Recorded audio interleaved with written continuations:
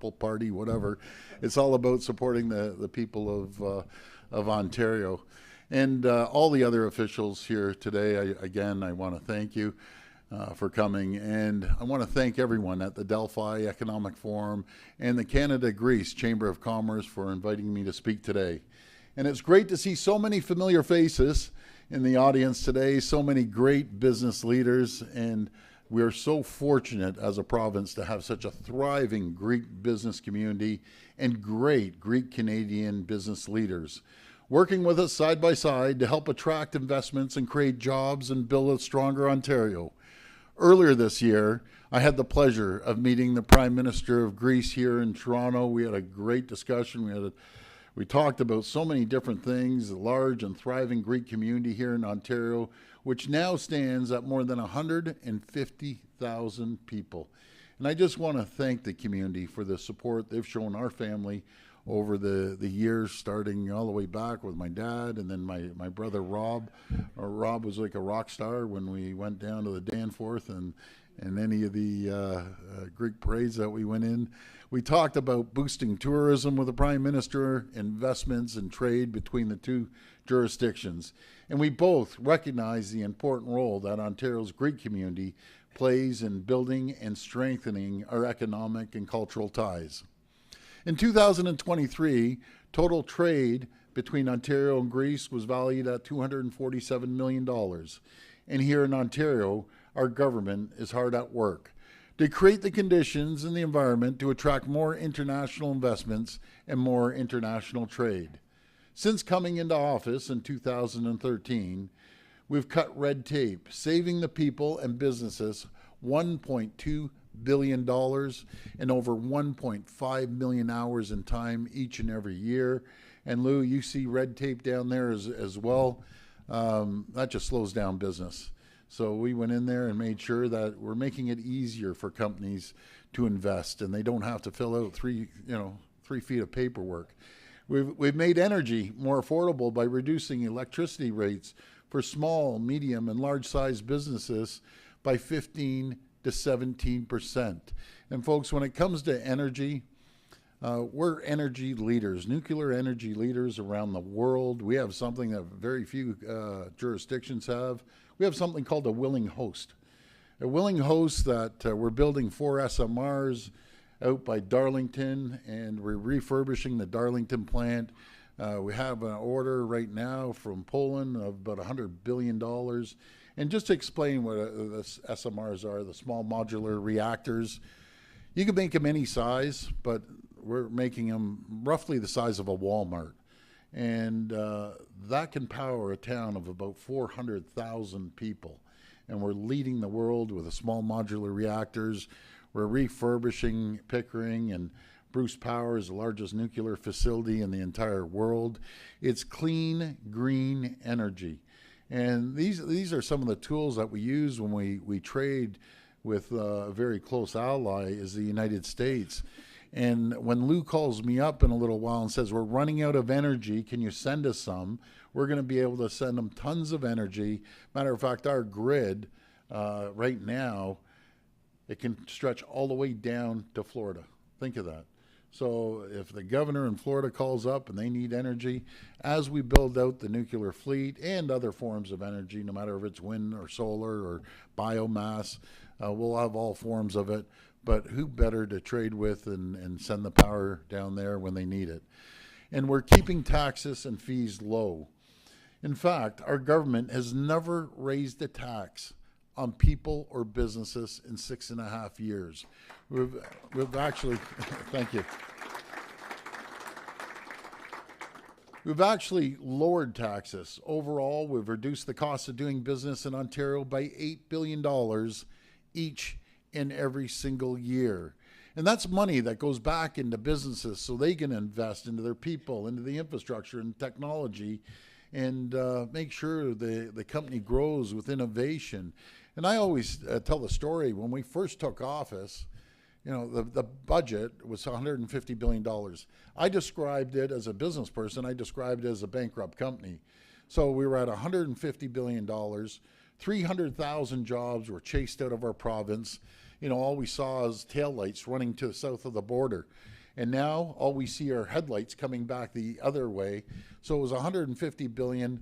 We grew that by $64 billion of revenues to $214 billion. That's a $64 billion increase. And we're the only government that I can think of in recent memory that we didn't do it through taxation. We did it through growth, because there's over 860,000 more people working today than were working 6.5 years ago. Those are staggering numbers. There's over $70 billion of investment that we've seen over the last 4 years coming to Ontario. And of course, those folks are coming in, they're paying taxes. So my point is, we will never, ever raise a tax. There's no reason to raise a tax. Government doesn't have an income problem, not just here, but around the world. They have a spending problem. They love to spend your money. We take a different approach. And friends, these steps we're taking to attract investments and create jobs, it's working. The numbers speak for themselves. Since coming into office, and Ontario has added, as I mentioned earlier, about 860,000 new jobs to our economy. More are coming. Our target is going to be 1 million jobs. And we're attracting billions of dollars in global investment across all sectors. In life sciences, for example, Ontario has secured over $5 billion in new projects, including from companies like Moderna, AstraZeneca, Roche, Sanofi. And in the tech sector, we've attracted tens of billions of dollars in investments over the past 3 years. We are now the #2 tech cluster in North America. We're growing faster by 350% than Silicon Valley and San Francisco Bay Area. They employ about 388,000 in the tech sector. We employ 430,000. Our manufacturing sector is also thriving. Last year alone, we added more manufacturing jobs than all 50 U.S. states combined. Think of that, more than all 50 U.S. states combined. We've seen over 200,000 new jobs this year alone. We've seen over 137 companies around the world invest in Ontario just in the last probably 8 months. That we've seen $11 billion of investment, creating 12,200 jobs here in Ontario. And we're becoming a world leader in the electric vehicle revolution. We're building a homegrown EV supply chain, connecting critical minerals in Northern Ontario to clean steel makers and automakers and battery makers all across the province. And the world is taking notice. Earlier this year, Canada surpassed China, and they say Canada, but it's Ontario, in a new global ranking for battery supply chains. And over the past 4 years, we've attracted more than $45 billion in auto and electric vehicle investments. And we're just so proud that we're the only jurisdiction in the world that have the 6 largest auto manufacturers right here in Ontario. International companies across all sectors, across all industries, are choosing Ontario. Last week alone, my Minister of Economic Development and Trade in Effie and Harris, know him well, Vic Fideli, we saw investments last week alone, $2 billion. One, a big one from one, but all the other small ones, very diverse investments. And every night I get a message or a phone call from Vic Fideli, and he gives me a list of the companies coming. This is 365 days a year that we know about. There's a lot of companies that expand and invest that we don't know about, but every single night he'll send me the name of the company, where they're from, what sector they're from, how many people they're going to employ, and what the expansion is that they're going to be creating. They're coming here because of our very competitive business environment, our transportation infrastructure, and access to major North American markets. We're spending records on infrastructure, over $200 billion on building the roads, the highways, the bridges, the hospitals, the schools. It's never been done before, and the largest transit project in North America. Our world-class colleges and universities and our skilled workforce. Ontario is a true leader when it comes to STEM education. with more than 70,000 STEM students graduating from post-secondary programs every single year. And our government is making historic investments in employment and training programs for skilled trades to ensure businesses have the workers they need to grow and expand. Friends, there are so many opportunities to work together to leverage the success of our thriving Greek community and expand our economic ties. I absolutely love the Greek community. We share the same values. And by the way, Effie, I'm getting lots of calls from the Greek community, and their number one thing is get rid of those bike lanes. That's the number one issue. You know, folks, I've done a lot of things. I've never done something so popular in my entire life than these bike lanes. I didn't know that's such an impact. My goodness. But anyways, as we navigate global uncertainty, now is the time to strengthen, not weaken our international relationships. While other countries around the world are choosing to look inward, we have an opportunity to work together towards common goals, to attract trade and investment, build our economies, and create good-paying jobs. I just want to thank each and every one of you for inviting me to the forum today. I want to thank you, and may God bless the people of Ontario. Thank you so much. Thank you. I really appreciate it. Thank you. Mr. Premier, thank you very much. It was a great honor to have you here.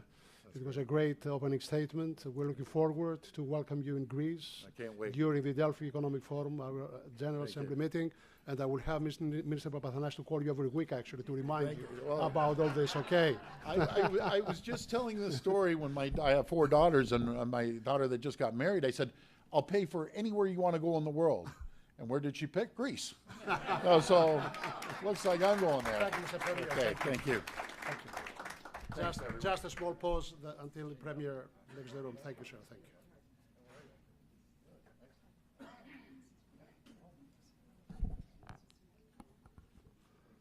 Thank you very much, Premier. Thank you.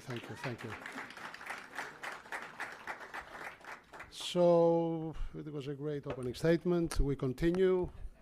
Minister Papathanassiou, the floor is yours. Let us welcome him to the podium, please. Thank you very much. You need no introduction. This is why I'm not saying anything about you. Thank you very much, sir. Thank you. Thank you for your great help and support. Well, I had the opportunity to meet Premier Ford during the visit of the Prime Minister Mitsotakis. And at that time, too, we had a very interesting discussion. But I kept from his speech that government likes to spend your money. So this is something we are trying to avoid in Greece. So thank you very much, Honorable Ambassador, Honorable Parliamentary Secretary Annie Kourtakis, Honorary Parliamentary Assistant Ms. Triadafilopoulos, probably she will return now. Dignitaries, ladies and gentlemen, as you can imagine, I'm delighted to be here again for the 3rd year.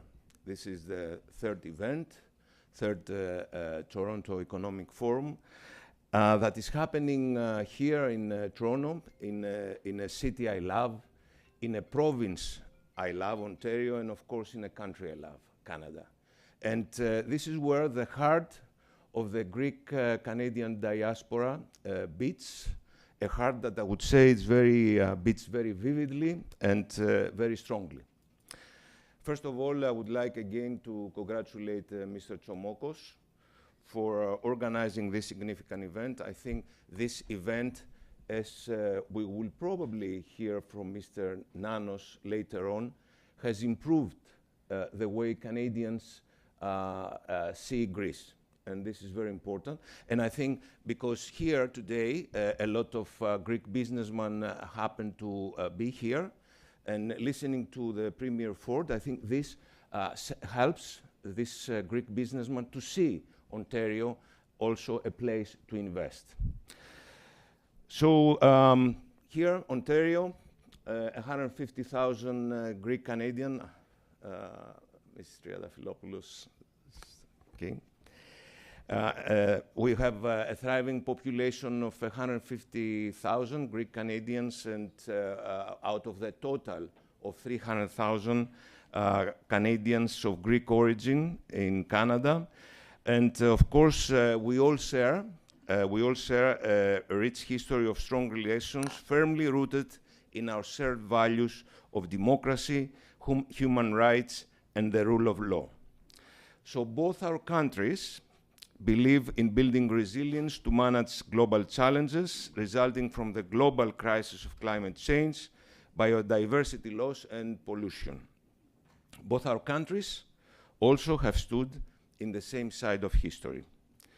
The Canada-EU Comprehensive Economic and Trade Agreement, CETA, has led to benefits since its provisional application began back in 2017. And this has resulted in the trade between Canada and Greece to have grown by more than 80%. The potential, of course, for further growth, because I cannot see that €1 billion is a trade sufficient for a country like Canada and Greece. So I believe that there is a potential for further growth in trade and investment between our countries.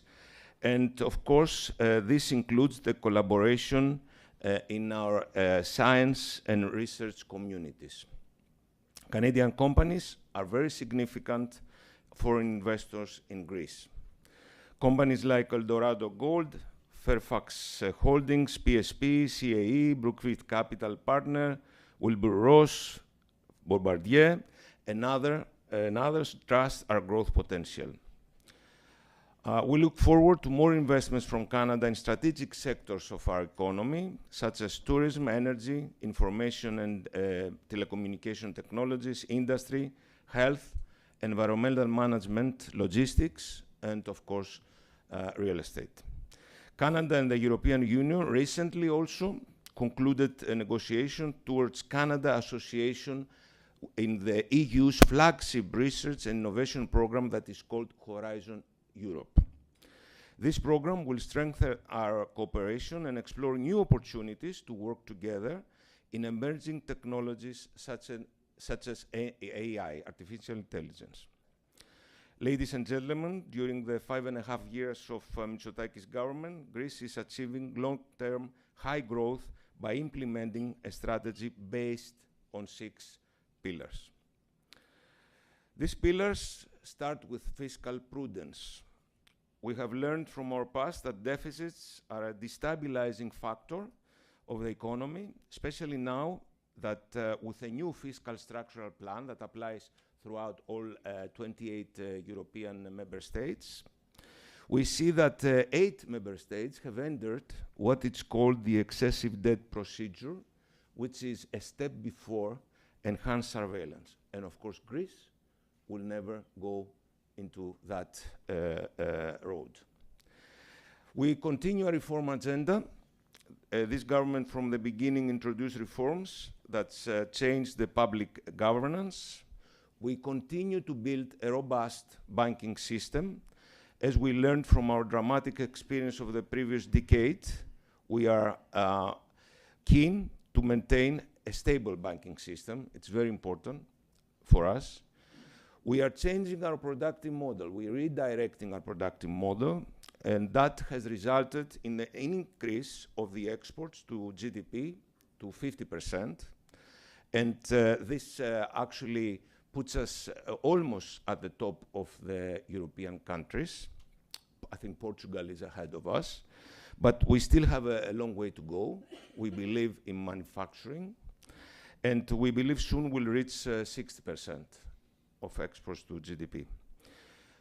We believe that skilling, upskilling, reskilling our workforce through certification educational programs is very important. We have gone a financial crisis.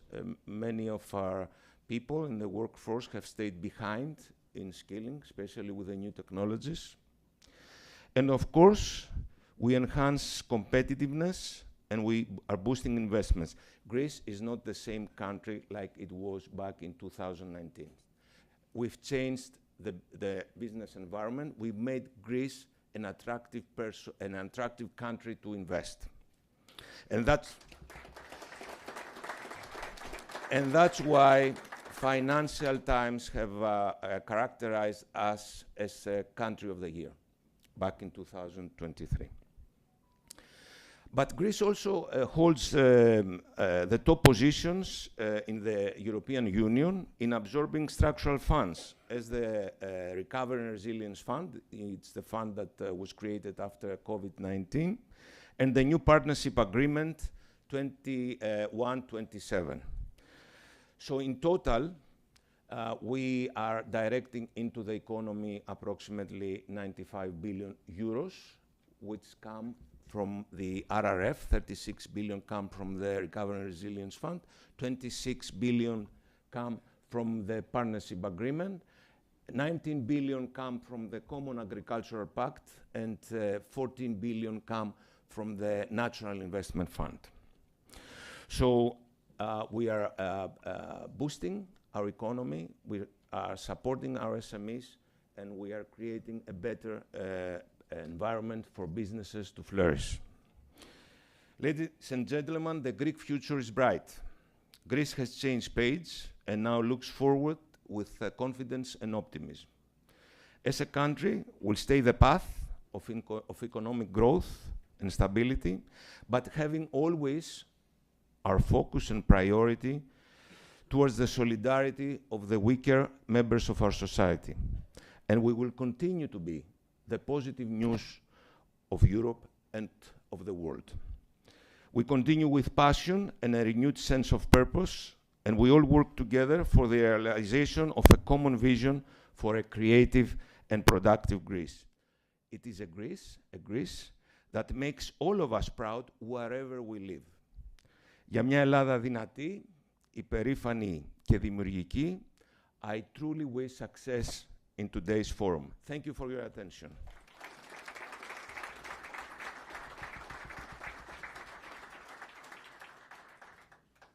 Minister Papathanasis, we thank you very much.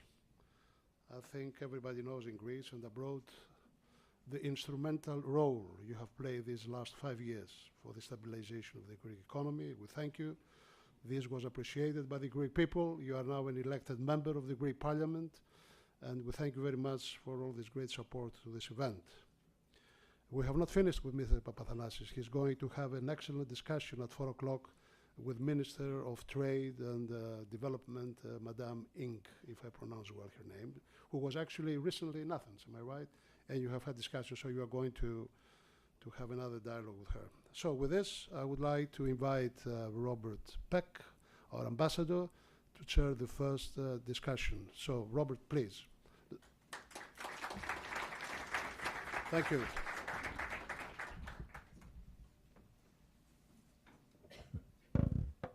It's now my pleasure to invite Ambassador Dimakis and Parliamentary Secretary Koutakis to join us on the stage.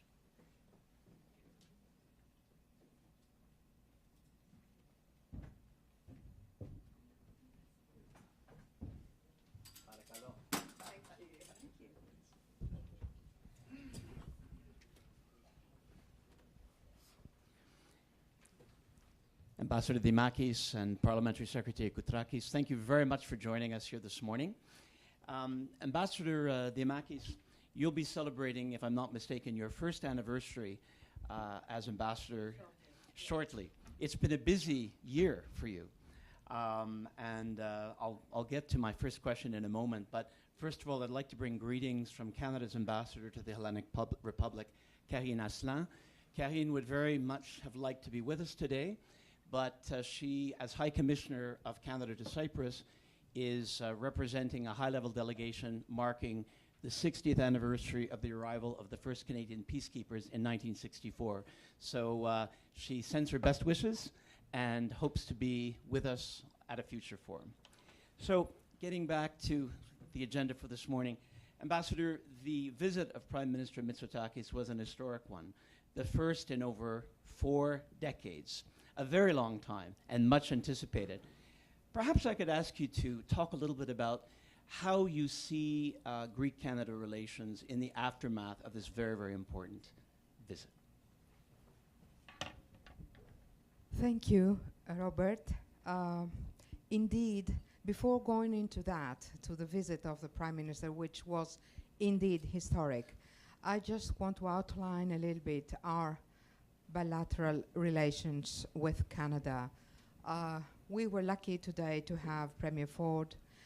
He said a lot of things about his meeting with Prime Minister Mitsotakis. But Greece and Canada has been standing together on the right side of history all along. We fought together many wars. We are like-minded in many world challenges, like the war in Ukraine, Middle East, climate change, and other challenges as well. And our relation is characterized by mutual respect, friendship, and shared values.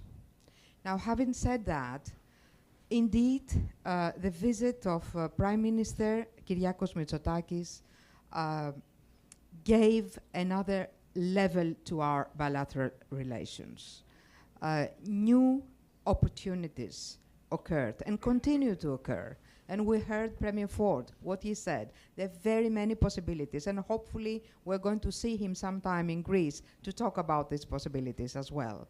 So, economy, culture, technology, science, education, they're fields that we can develop better our relations. Of course, the visit of Prime Minister Mitsotakis, the big highlight of that visit was the order of 7 Canadairs. Now, I am in the very lucky position to tell you that I was yesterday, 2 days ago, in Alberta. So I visited the site of the Havilland. I saw the first Greek plane, GP-1 is called, Greek plane 1, being built. So this is the materialization of this agreement signed during the visit of Prime Minister Mitsotakis. So it is wonderful what is happening. And of course, being in Alberta, I also attended a very important event by Metlen, inaugurating an office there. And I should underline to you all that Metlen company is investing more than 2.2 billion Canadian dollars to North America, to Canada. It's the biggest investment in Canada by a local or a foreign investor. And that's in solar panels. That's huge. Think of that. That's huge. And this also shows the possibilities to invest here in Canada and the possibilities that exist to strengthen our bilateral relations. I also would like, of course, to refer to our relations that are ruled through European Union. And a big agreement, we heard about Horizon, which is very, very important. A big also agreement that sets the rules and regulations for our economic relations is CETA. And CETA is a very important agreement. We have seen a lot of development after the signature of CETA.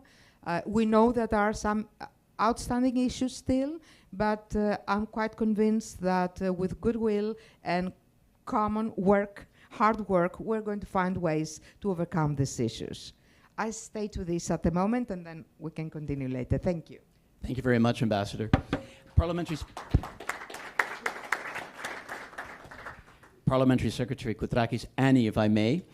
The Ambassador spoke about the Mitsotakis visit, and I know that you were a passionate advocate for that visit, as were many of your colleagues, because it had been far too long since a Greek Prime Minister had been to Canada. From your own perspective, could you talk a little bit about the impact of that visit from the perspective of the government, and what you think that visit could lead to in terms of deepening and broadening Canada-Greece relations? Thank you, Bob. I'm delighted to be here with everybody again this year. This is the 3rd year that Mr. Tsomokos and his team and Minister Papathanasi with THI have brought to Toronto, and I'm very proud to be part of this success story. Yes, indeed, Canada and Greece relations have never been better or stronger for a history that started more than 80 years ago.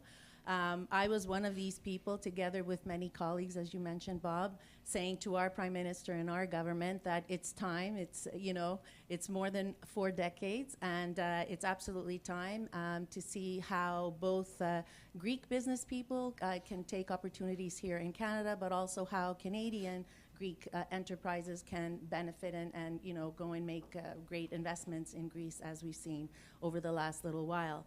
I was one of the first, if not the first people in our caucus that received the text from Minister Joly, because every time I would see Prime Minister Trudeau or Minister Joly, I'd say, it's time, and then I received this text saying, Annie, c'est fait, which means it's done, and I knew exactly what she meant. So, I'm being very enthusiastic as a person by nature. I went, yes, we got it done. So check, that's done. The other thing that I think dated the visit of Prime Minister Mitsotakis to Canada was all the bilateral visits that we had from various ministers and our own ministers visiting. So since Prime Minister Mitsotakis' visit to Canada, we saw Minister Joly visit both Greece and Cyprus. We saw Minister Ng, which I was fortunate enough to be part of that visit, where we met with Mr. Papathanasi and other government officials to talk about our bilateral agreements, and more specifically on CETA. I have it on good authority saying that it's progressing very nicely after many years of slow progress. So, all to say that it pays to have elected people in the Canadian government and wherever Greeks live. Because we become ambassadors by extension. So not only an ambassador as a Greek Canadian to Canada, but also as a Canadian to Greece. So yes, I'm very proud to be of Hellenic origin. I think it shows, and every opportunity I get, I make sure that the government of Canada is aware that we need to continue in that vein. And yeah, so I'm very proud of the work that we've been doing together. Thank you, Annie, for all that you've been doing. Ambassador, you referred, as did Minister Papathanasis, to the tremendous impact of the Comprehensive Economic Trade Agreement, the Canada-EU Free Trade Agreement, if you will. We know that there is one outstanding issue that remains to be resolved. The Hellenic Parliament has yet to ratify CETA, but we know that there are other EU countries, of course, that have not done that yet for various reasons as well. But I know that the Minister, I know that our Ambassador in Athens, I know that you both have been very, very involved in creating an environment where this issue can move along. I wondered if you'd like to give us an update on where we are with that conversation and how you see those conversations progressing. And I know, Annie, you've been involved, so perhaps we could start with the Ambassador and then you could comment. Ambassador? Yes, thank you. Indeed, as I said earlier, CETA is a very important agreement between the European Union and Canada, and it opens new doors, new perspectives, new directions in our bilateral or multilateral European Union-Canada relations. Now, CETA is an agreement that has some small issues, let's say. These small issues might be of very high importance for Greece. However, when I first met Federal Minister Ng, we were sitting together, dining, and we started discussing this. And I told her that really when there is a will, there is a way.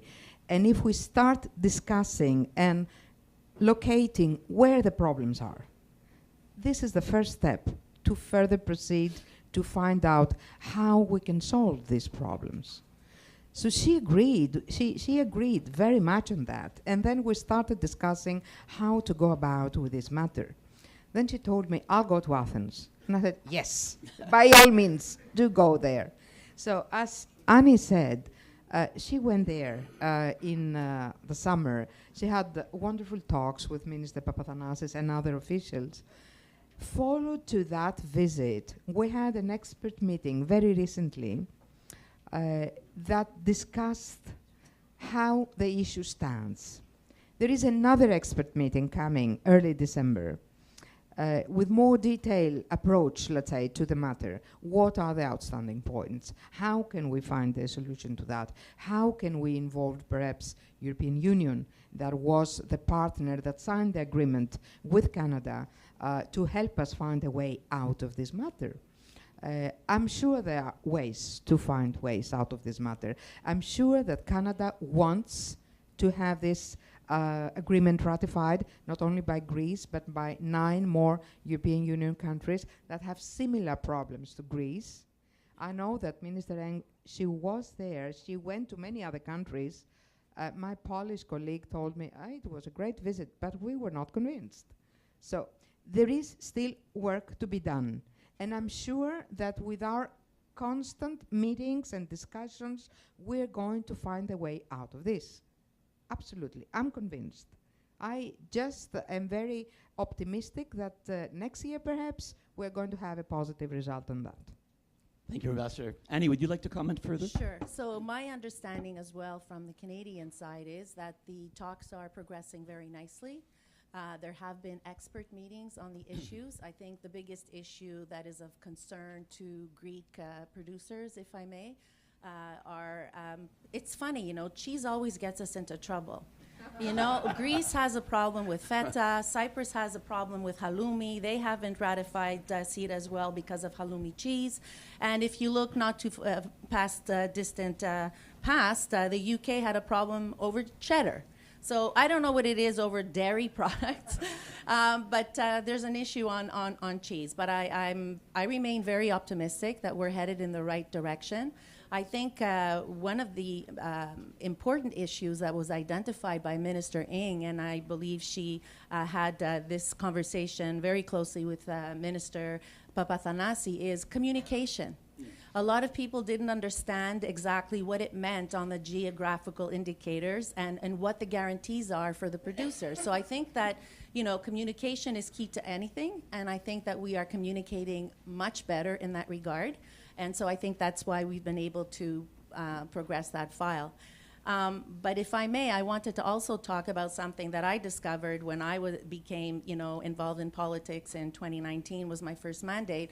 I discovered that there was no memorandum of understanding, an MOU, between Canada and Greece on tourism. And I said, how can it be that our country that, you know, is so like-minded, and there's so many people from Canada that are visiting Greece and Greeks from Greece visiting Canada, and there's no memorandum of understanding.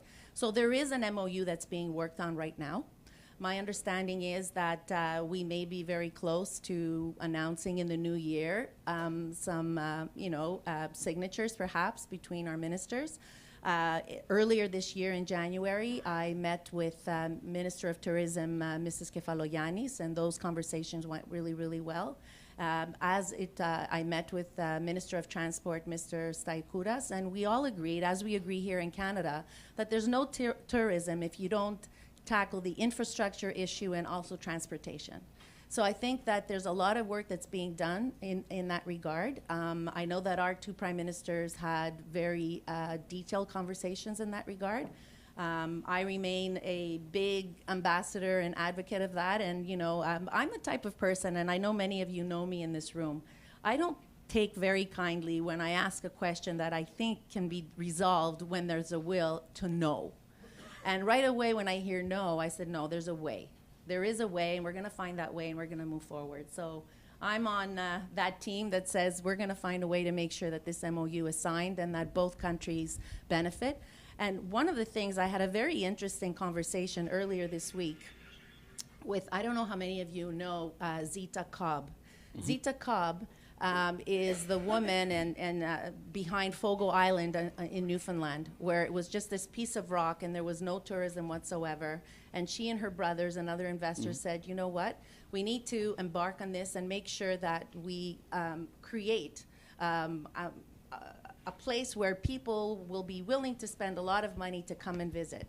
And she said that there's no tourism without community. And I think Greece has done very well in that regard, because Greece is a much smaller geographical area, but everywhere that I have visited Greece, it's community, it's creativity, it's thinking outside the box, and that entrepreneurial spirit. And I believe that Canada, even though geographically we're much, much bigger, I think that we could learn from that. So this is why MOUs are so important, because it's the meeting of the minds and exchanging that could lead to that. So that's what I'm working on personally. Annie, Ambassador, please. I would like to add something to what wonderful said by Annie. Tourism, yes, is community, is many other things. Tourism is also direct connection between the two countries. And we don't have that between Greece and Canada. We have connection during the summer months, during the holiday months. We have to establish a direct line between Greece and Canada, Toronto or Montreal or both, the year around. There is the community to support it. There is the clientele for the companies to be, to be a profitable expedition. There are people that want to go to Greece in the winter as well. The tourism now is not only summer, it's the year round. We have other aspects of tourism in Greece. Winter tourism, agro-tourism, cultural tourism. There are very many aspects that go on the year round. Let's convince the air carriers that is in their interest to connect these countries constantly. It's very important for me. And I know you've been working on that. I've been working a lot on that. And I think together, we're going to manage that. Yes, we will, because we're the dynamic duo. So just if I may add to that and give you an update. So I have met with Air Canada at least 3 times this year, and I've also met with Air Transat. I've made the point. I'm not in a good position to make any announcements now. The only thing I can tell you is that there is a commitment on the side of Air Canada to continue to work and listen. And hopefully it will be done sooner rather than later. They do have a direct flight from Montreal, if I'm not mistaken, and Toronto to Rome right now, year-round. Yes. And for them, that's the pilot project. Mm-hmm. Depending on how well that route does for them, because as you know, they want to make sure that they make money for their shareholders. So they want to make sure that it's a profitable one. But I told them to think outside the box, not to just look at the tree. Actually, what I did tell him is I said, build it and they will come. Because it's not just for tourism, but it's also for trade and entrepreneurship. So I think we're in a good way. We're close. We're not there. And I hope that I will be in a good position as still a member of this government to make that announcement to my Greek community. I don't think you'll get any arguments in this room about the value of year-round flights between Canada and Greece. So I thank you very much for your advocacy and efforts. In fact, many of you may have seen that yesterday Air Canada announced for their season next year that there'll be a minimum of 3 daily flights between Canada and Greece. So that's a start. But as you said, Ambassador, the ultimate goal is year-round service, year-round connectivity. So it's encouraging to hear what you have to say. Keeping in mind time considerations, perhaps I could ask the Ambassador, because it's a theme that we've talked about before, and I know something that you care a lot about is opportunities to promote Greece perhaps in a different way through culture. You've referred to the new Greece, the innovation. We all know the depth of the talent pool in terms of artists and musicians. Not to disrespect the wonderful tradition of music and art in Greece from decades past, but there is a lot happening. So maybe you'd like to talk about how you see the perhaps prospects and opportunities to bring to Canadian audiences a new spin on Greece of 2024. Perhaps you'd like to comment a little bit. Yes, thank you, Bob. Indeed, I think that there is a lot of space for further cooperation on that. Many people know Greece through the festivals every year in different communities across Canada. However, Greece is much more than that. And of course, ancient Greece is our big asset. Yes, indeed it is. And it will continue to be. However, modern Greece is a huge asset as well in culture. We have unbelievable, numberless possibilities in arts, in exhibitions, paintings, sculpture, in literature, in all kinds of aspects of culture and technology as well. There are very many aspects of modern life that has to be underlined, that has to be brought forward, and that has to be presented to the Canadian public, which is going to help also the people-to-people ties and the economic aspect of those events. You know, imagine a huge exhibition here in Canada, what that will mobilize around it. So it's culture, it covers every aspect of life. Not only culture, but economy, people-to-people ties, tourism, everything. So through culture, I think our bilateral relations will be strengthened and deepened.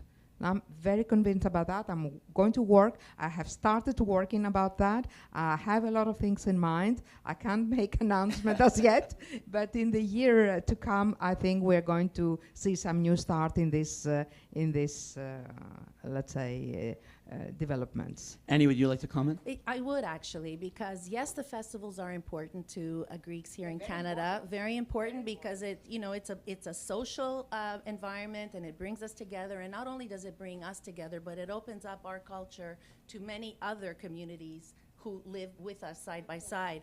But to grow on that is we already have Canadian companies and leaders, business leaders in our communities that bring the film festivals. So I think that, the Greek diaspora in Canada recognizes where Greece is at in terms and how it's continuing to evolve in the film festival, in the music industry, in theater, art exhibitions. So, I think that together, again, to continue to grow those people to people and to continue to feel proud of our own heritage. I mean, I'm second generation Greek. I was born and raised here. My children are, third generation, but we're all proud whenever we go out and they say, well, what nationality are you? The first thing that comes out of their mouth is that we're Greek first and then Canadian. Can you imagine?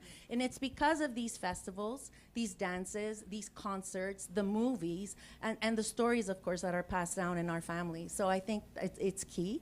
And I want to congratulate, actually, Greece for the leaps and bounds that it has made. The new modern Greece. It's very inspiring.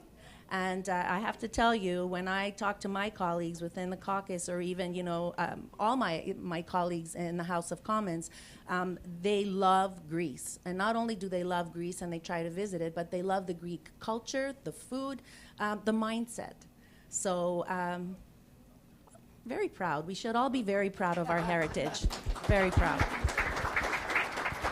Just to close this panel, Ambassador, I'd like to know if you would like to have a final word about Canada and Greece, and any other opportunities that you see for broadening our relationship. Well, Canada and Greece, as I said, they are our relation and ties are based in friendship, shared values, democracy, like-minded in many world challenges, solidarity. We showed solidarity to Canada during the recent time that they had to evacuate people from the Middle East. We are standing very close together, and we are having the will to stand even closer. I'm sure that with our hard work and the goodwill and the dedication of our leadership, political and others, these relations will go much stronger in the years to come. Thank you very much. Annie, a final word? The final word is I wanted to thank the government of Greece and its people for all the help that they have shown to Canadians who, are stuck in various conflict areas, and the help that you have given us is recognized and very much appreciated. And on behalf of the government of Canada today, I'd like to say thank you very much. Ambassador, Parliamentary Secretary, thank you very, very much. Thank you. Thank you. Thank you. Thank you. Thank you very much. They want a photo? Yes, come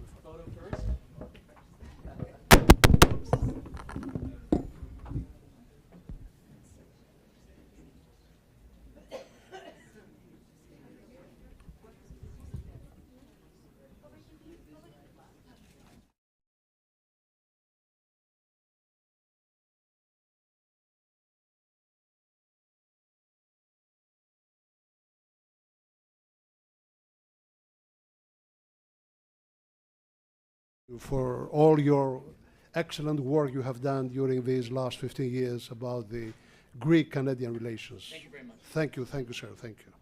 So now is the moment of Metlen. Mr. Laguna was planning to make some introduction, but actually the introduction was made by our Greek ambassador. So I will not say much, only give us some briefings about what is happening in Alberta. We are very proud of these investments, and let me recognize, again, allow me, Vivian Bouzali, the Chief Communication and Corporate Affairs Director, because he has played a very leading role together with Evangelos Mytilineos for these investments. So, Vivian, thank you very much. Thank you. Mr. Laguna, the floor is yours.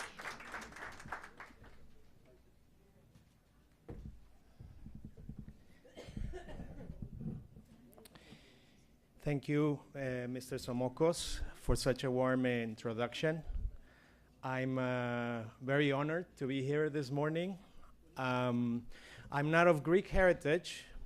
I'm actually of Mexican heritage, but our culture in Mexico also values very much, keeping our culture alive, keeping our values, and even if we are not in our country, we feel very proud of who we are. So I value very much being here with the Greek community in Toronto. And thank you very much to the Toronto Economic Forum for the invitation. I think this is an event that is very, very interesting, and I'm also honored to be given the opportunity to deliver this keynote address on behalf of Metlen. So without further ado, Your Excellency, Ambassador, it's a pleasure to see you again. We were very honored to have you in Calgary 2 days ago in the opening of our North America hub.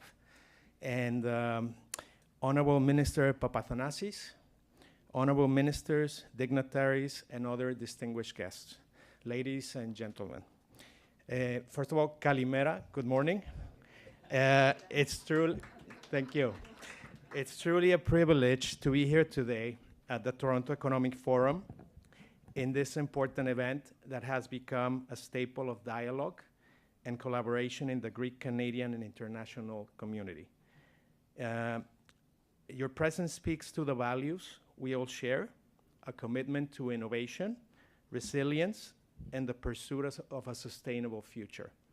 Together, these values have fueled Metlen's journey from its modest beginnings as a family business in Greece over a century ago to becoming a leading global player in energy and metallurgy. Today, we operate in over 40 countries with more than 6,500 dedicated team members driving our success forward. Before we dive into our exciting future, let's pause to look back. Our journey to this point has been filled with challenges and achievements shaped by our core belief in the power of progress and partnership.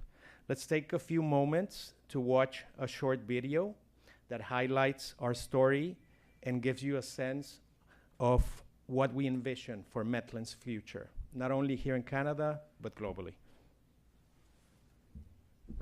Se llevó a cabo el proceso de financiación de proyectos fotovoltaicos con una capacidad de 588 milivatios de Mytilineos en Chile. Mytilineos is expanding its presence in the UK with its latest project, the country's first high-capacity East Coast subsea link. 5 projets d'une capacité totale de 1,4 gigawatts à construire au Canada. Συνδυάζοντας μέταλλα και ενέργεια, η Mytilineos δίνει έμφαση στις συνέργειες, επιτρέποντας τις δραστηριότητες της να υποστηρίζουν η μία την άλλη. Something big can start from something humble. So can we.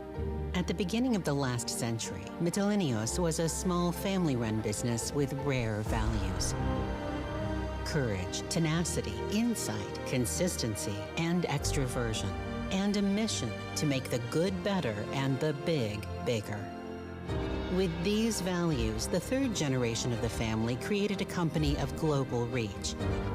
Since our establishment to this day, we have faced the strongest storms. We managed crises, Strength and extroversion lie in our DNA, proven just 5 years after our founding. Through acquisitions and mergers, we simplified the processes. Even when others prevented us from doing so, we persisted, because we have the capacity to foresee outcomes and create trends, rather than follow them. On our path, we are in an ongoing dialogue with our identity. We saw an ally in aluminum, which helped us enter into the world of energy. We opened pathways for thousands of households and companies. If aluminum is the crown jewel, then natural gas runs in our veins. Our superpower is our synergies. Metals and energy together offer multiplied value. In everything we do, we aim to save energy and lead in the green industry. We have the power to create sustainable cities and smart homes.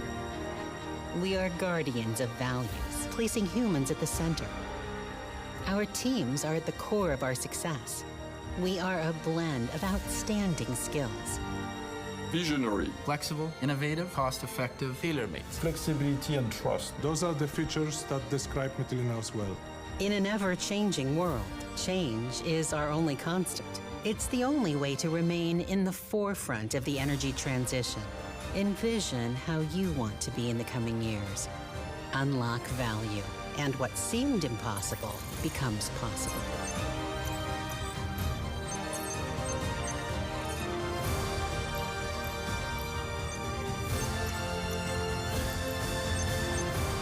This was just the beginning of our story.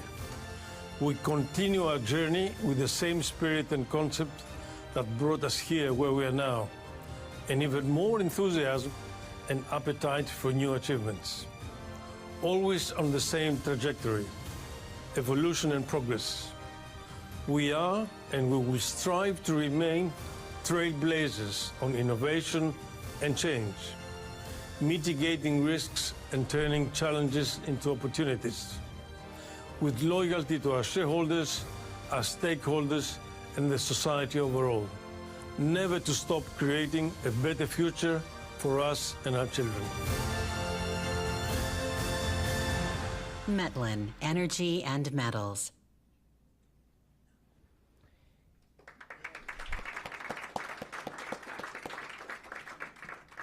Thank you. Metlin's story is one of synergy and adaptability. At our core, we integrate two powerful forces, energy and metals. These two sectors are tightly connected in business because they're inseparable, driven by the collective goal of addressing some of the most urgent challenges we face today: energy security, affordability, and the transition toward a more sustainable energy mix. Our energy sector has grown to tackle these critical challenges head-on, adopting cutting-edge technologies like artificial intelligence. Artificial intelligence enables us to streamline and optimize energy supply chains, ensuring that resources are allocated more efficiently and that our solutions are as impactful as they're innovative. From solar farms to wind energy, Metlin's global renewable energy projects exceed 10 gigawatts in different parts of development and span across 5 continents, with recent investments in Australia, Chile, and now here in Canada. Our expertise in power purchase agreements, what we call PPAs, enables us to structure mutually beneficial agreements between energy producers like us and electro-intensive industries that require substantial amounts of electricity.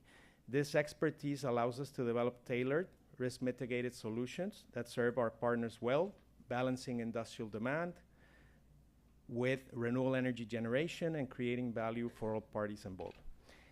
The importance of PPAs cannot be understated. They provide financial stability for renewable energy projects while giving industries reliable access to affordable green electricity, helping bridge the gap between supply and demand. At Metlin, we're de-risking these agreements to ensure a successful transition to renewable energy, making a sustainable and reliable energy future possible. As both contractors and investors in complex energy projects worldwide, Metlin stands as a true partner in the energy transition. We develop and invest in advanced infrastructure, from gas-fired thermal power plants to modernized grids, ensuring energy systems are equipped for today's demands.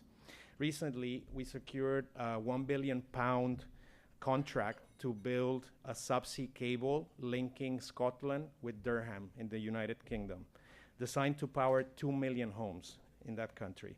With expertise in high voltage substations and grid stabilization, Metlen enhances grid resilience and reliability, making us a trusted ally in delivering dependable, future-ready energy solutions. In our home country of Greece, Metlen stands as the largest independent electricity producer with over 2.3 gigawatts of capacity from both thermal and renewable sources. Our retail division, Protergia, serves over 500,000 customers and holds nearly 20% of the market. Additionally, our expansion into Southeast Europe aims to broaden an influence in natural gas supply and trading, showcasing our ability to adapt and leverage global expertise. Now, speaking about the metallurgy sector, Metlen holds a unique position within the European Union as the only vertically integrated producer of bauxite, alumina, and aluminum. This vertical integration gives us an unmatched competitive edge, allowing us to uphold high standards in production while contributing to a circular economy. A prime example is our aluminum recycling subsidiary, Epalme. Through innovative recycling, we produce aluminum with 10 times less energy than primary production requires. In the first half of 2024 alone, we produced 120,000 tons of aluminum and 431,000 tons of alumina, with 30% of our output coming from recycled sources. Our ambitions, however, extend beyond aluminum. As we look ahead, we're focusing on critical raw materials like gallium, essential for future technologies, such as semiconductors, solar panels, and LED production. We're positioning ourselves to meet Europe's growing demand for these materials, advancing our role as a critical partner in sustainable development. Metlen's growth trajectory reflects our commitment to both innovation and sustainability. In the first 9 months of this year, our turnover reached a record 4.2 billion euros, with a 6% increase in EBITDA. Notably, our renewable energy division, which is the division I form part of, now accounts for over 2/3 of Metlen's EBITDA, underlining our dedication to global expansion. Our net profits have also grown to 482 million euros, a 4% increase from last year, further solidifying our financial strength and capacity for future investment. One of our most significant upcoming milestones is our anticipated listing on the London Stock Exchange, with the aim of joining the FTSE 100 within the next year. This step marks a new chapter in Metlen's journey, expanding our capacity to drive impactful projects across the globe. As our CEO and chairman, Evangelos Mytilineos, says, our only constant is change. In this commitment to adaptability that drives our growth, shaping Metlen into a resilient partner for global energy transition. We're also thrilled to mark our entry into the North American market. Just 2 days ago, as I mentioned, we inaugurated our North American hub by opening an office in Calgary, Alberta, representing a major milestone in our commitment to Canada. Canada, with its wealth of resources and strong focus on energy innovation, provides an ideal environment for Metlen to grow alongside a community that shares our commitment to sustainable energy. In fact, our journey in Canada began last year with the acquisition of a 1.4 gigawatt capacity of solar projects in Alberta, signaling our commitment to supporting local communities and industries with clean energy. Our Alberta portfolio includes 5 solar projects in the province's southern and southeastern regions, supported by a Canadian dollar 2.2 billion investment. These initiatives are expected to generate 2.1 terawatt hours of renewable energy annually, powering nearly 200,000 Canadian homes and making a significant impact in reducing CO2 emissions. Additionally, and very important, these projects will create about 1,500 jobs during construction and 115 permanent positions once operational, reinforcing our commitment to the region's economic growth. The first two projects, Georgetown Solar and Sunninook Solar, are now ready to build. As we advance these projects, we look forward to exploring new partnerships, enhancing our impact and supporting the broader energy transition. We believe that collaborative efforts with partners who share our vision will help us achieve meaningful, lasting change. In closing, I would like to thank you all for welcoming Metlen to Canada. We're excited to establish a lasting presence in this vibrant country, contributing to the local economy and advancing a cleaner, more secure energy future for all.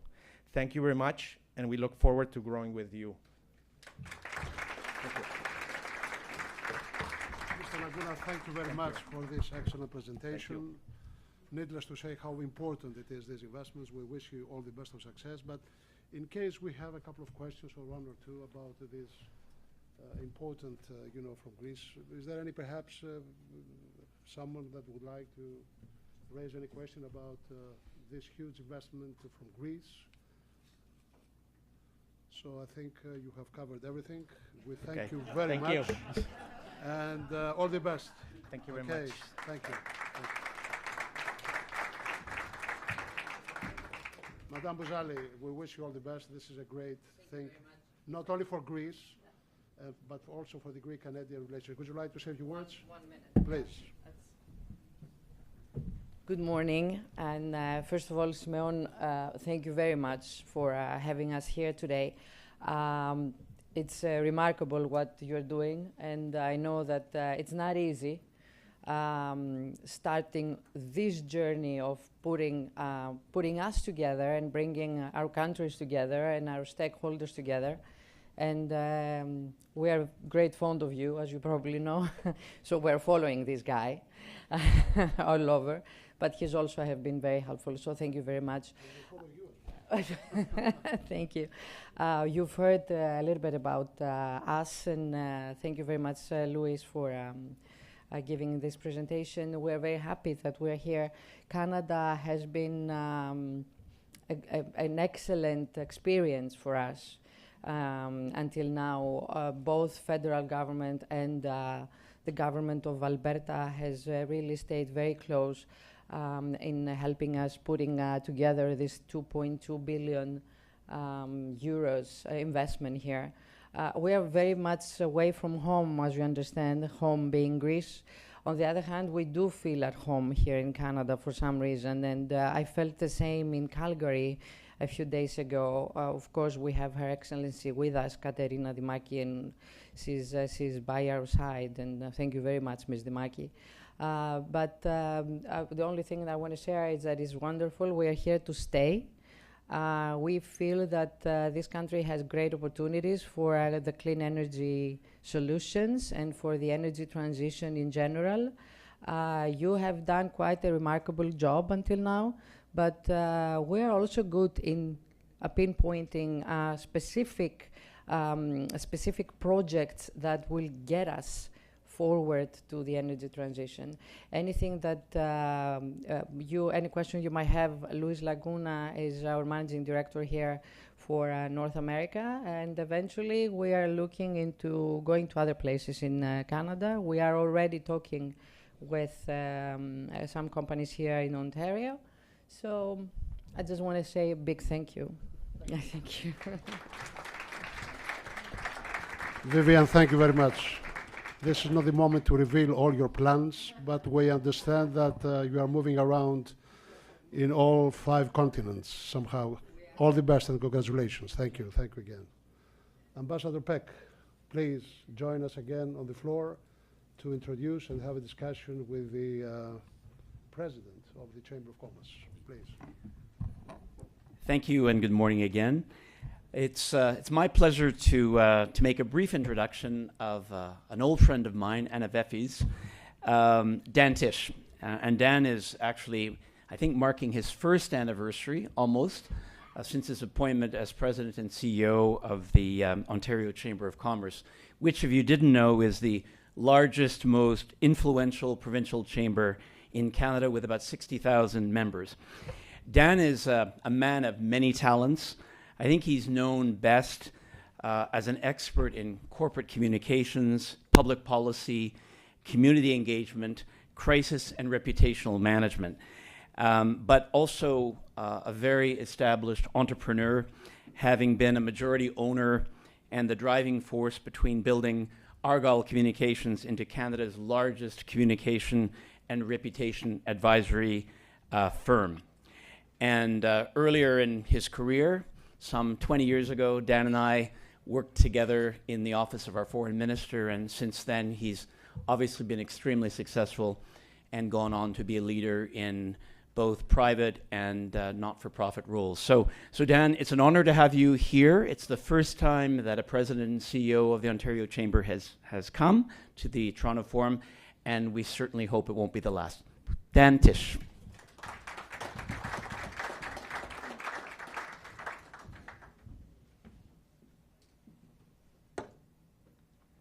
Thank you so much, Bob, for that very generous introduction. Very special for me to be here with so many friends and look forward to making new friends over the course of our time together. So I've been invited here to speak to you about Ontario's competitive advantage in the global economy. And I could give you a presentation filled with all sorts of facts and powerful economic data. But here's the problem. I have a sense that Effie insisted the Premier go before me and do exactly that. So let me guess. I wasn't here for his presentation, but did he tell you about low taxes? Okay. Did he tell you about building lots of things? Okay. Did he say that in Ontario we have more X, Y, and Z than the whole country put together, or the whole North America put together? Okay. So you see, I didn't see the speech, I didn't read the speech, but I know the story. Right? And it's a great story. And so I'm just going to give you 60 seconds maybe of, a few data points that are worth remembering and thinking about for investors, right? Obviously, Ontario is located at the heart of North America, home to 16 million people who speak 200 different languages here. How Toronto is the fourth largest city in North America after Mexico City, New York, and Los Angeles. 53% of us, including me, were born outside this country. We have 180 different languages and dialects spoken right here in Toronto. We also have 180 international destinations that we can reach by air. 143 million consumers within a day's drive. 40% of Canada's economy in Ontario. A North American hub for the industries of the future, from EV manufacturing to life sciences. The largest tech cluster outside Silicon Valley, and home to more than 1,900 life sciences companies. So, I've got another 19 minutes to go. And as someone who's built his career, as Bob said, in communications, I've learned that while data for investors may help identify an opportunity, it's actually people and relationships and stories that really matter, right?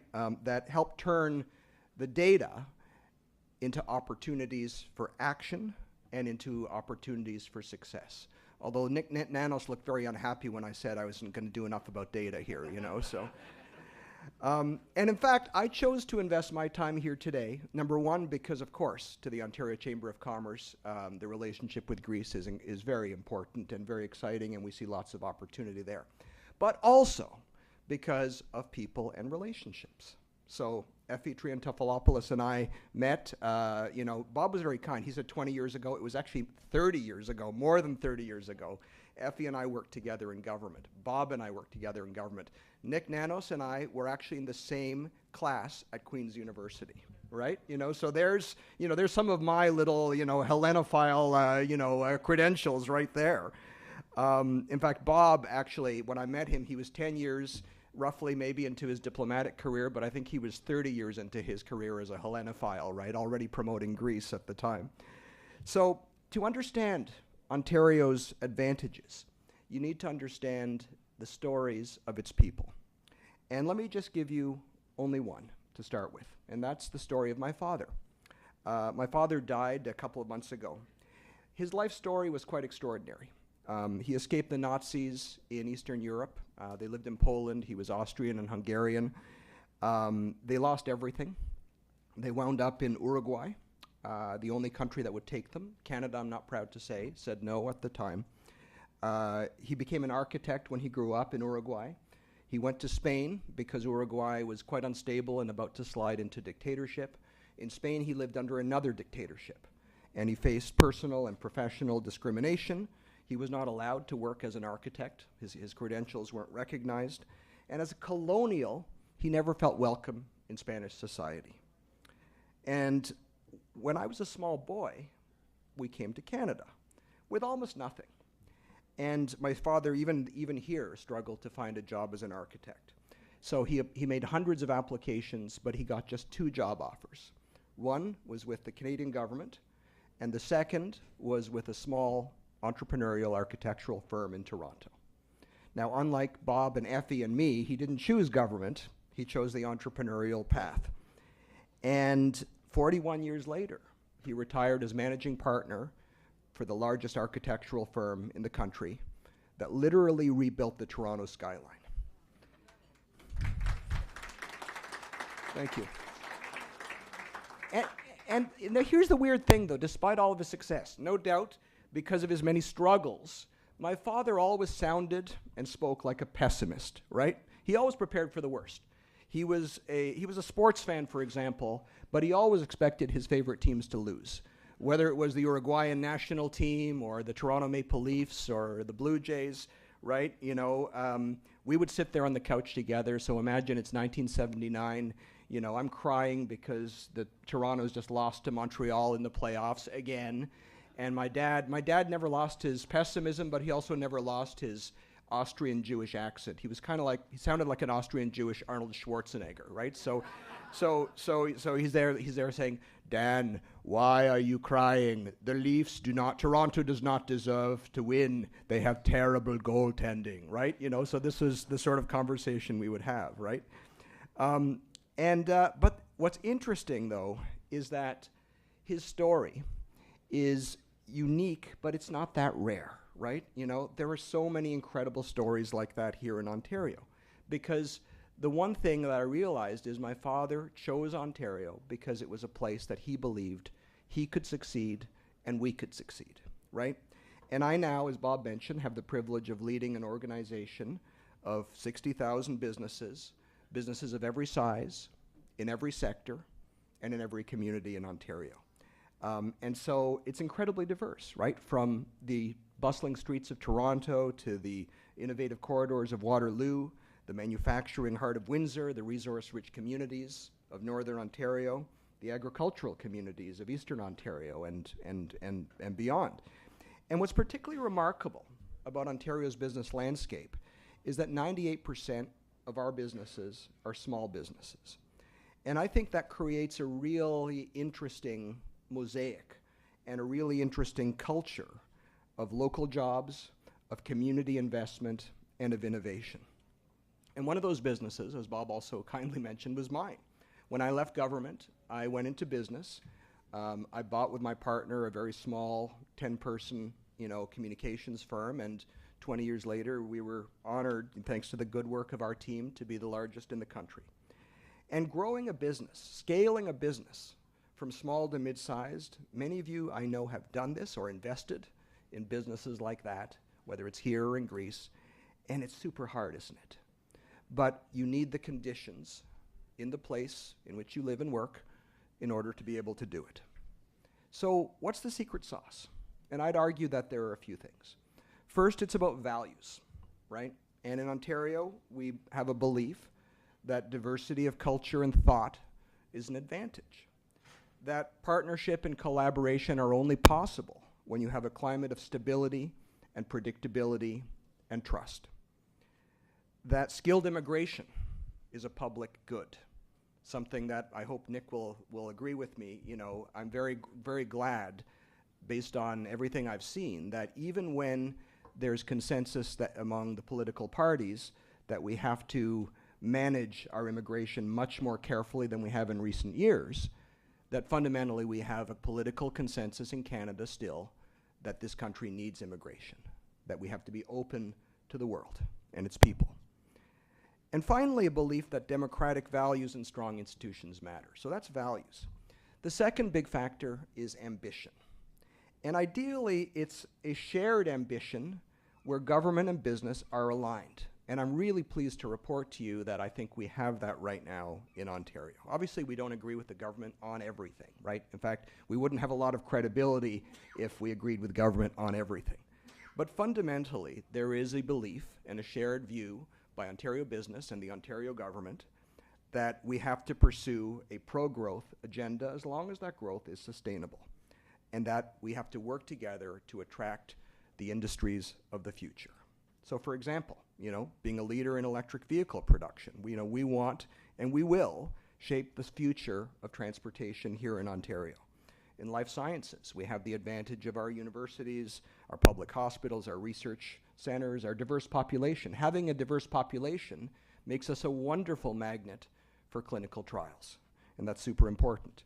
Having, you know, half the world's supply of life-saving medical isotopes, pioneering innovations in surgery, medicine, and robotics, right? So that's ambition, an ambition to grow.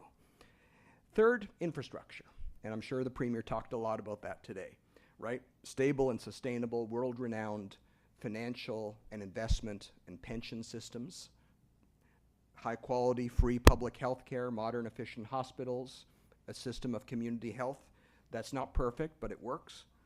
One of the cleanest electrical grids in the world, world-class universities and colleges that are deeply connected, it's important to say, to industry needs. It's striking that in Ontario, among my members, we have the majority of universities and colleges in Ontario are actually members of both their local Chamber of Commerce and the Ontario Chamber of Commerce, because they value that connection and that understanding of what industry needs. So we work very closely together, and that's important.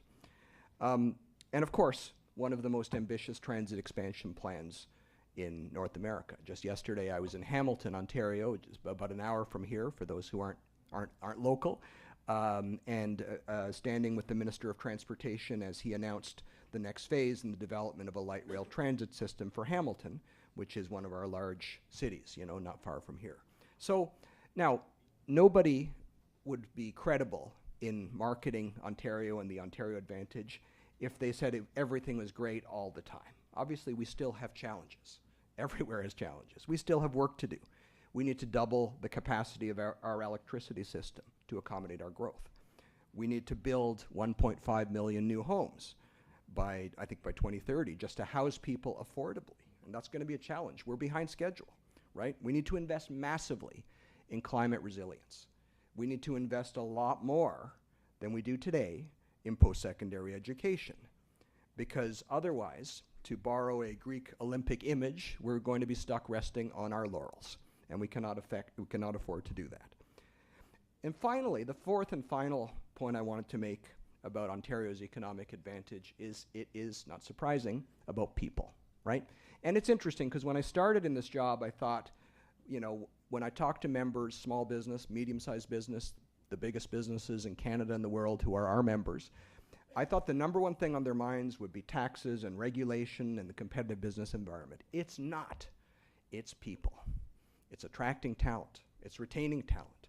It's upskilling talent. It's reskilling talent to be ready for the industries of the future, right? And so we're doing a great job, but we need to do better, right? Our universities and colleges, I'm proud to say, in this province, 74% of working age adults have a post-secondary education, right? We have 70,000 STEM grads every single year, and that's great. And so when I travel across Ontario, you know, meeting with our chamber members, I hear countless stories about family businesses that have operated for generations, about entrepreneurial startups that are reshaping entire industries from AI to life sciences. And each one reinforces these advantages that I learned and experienced as a young business owner many years ago. And I'm also very proud to say that we've got amazing relationships with our global partners, right? Just last week, in fact, I was on a call with the CEOs of the chambers of the 8 US states that border Ontario, just last Friday. And I wanted to organize this call in advance of the election because we have a big sales job to do, right, with our partner to the south, right, around trade. And since I've just named the elephant in the room, let me share a few brief thoughts before I wrap up about what happened in America on Tuesday night. And obviously this really matters to Ontario, to Canada, to Canadians, because we have the world's largest bilateral trading relationship, right? It's like the elephant and the mouse, and if the elephant rolls over, the mouse gets into an unhappy place, right? It really matters here. Now, unlike Bob, I'm not a diplomat. Unlike Effie, I don't work in government. So I'm not going to mince words. The rhetoric we heard in the recent US election campaign was alarming.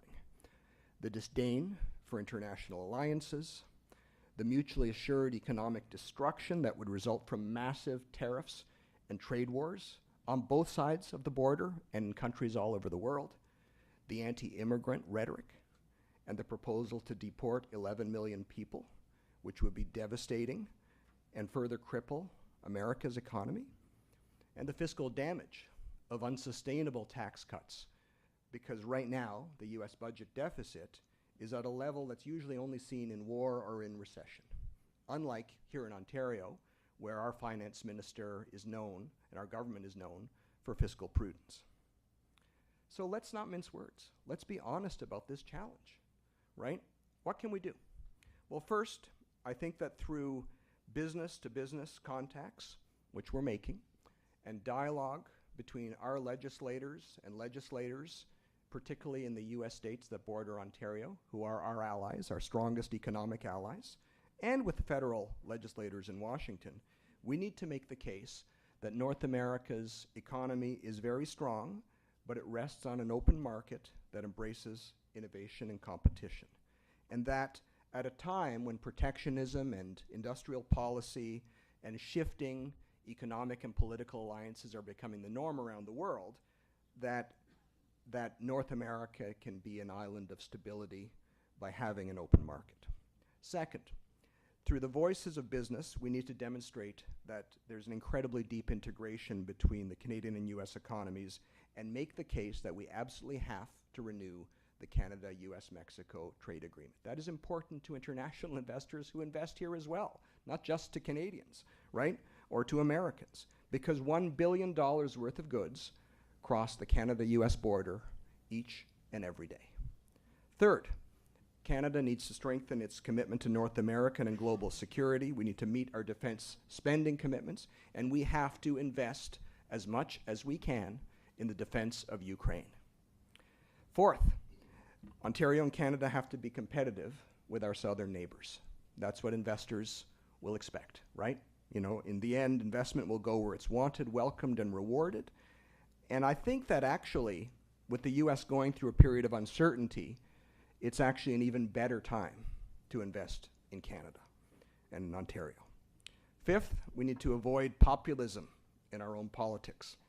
And I know this is a challenge because our leaders in the next federal election in particular will be very tempted by this. But we have to hold them accountable, and we cannot allow them to vilify their political opponents. We simply have to restore some civility to public discourse. Thank you.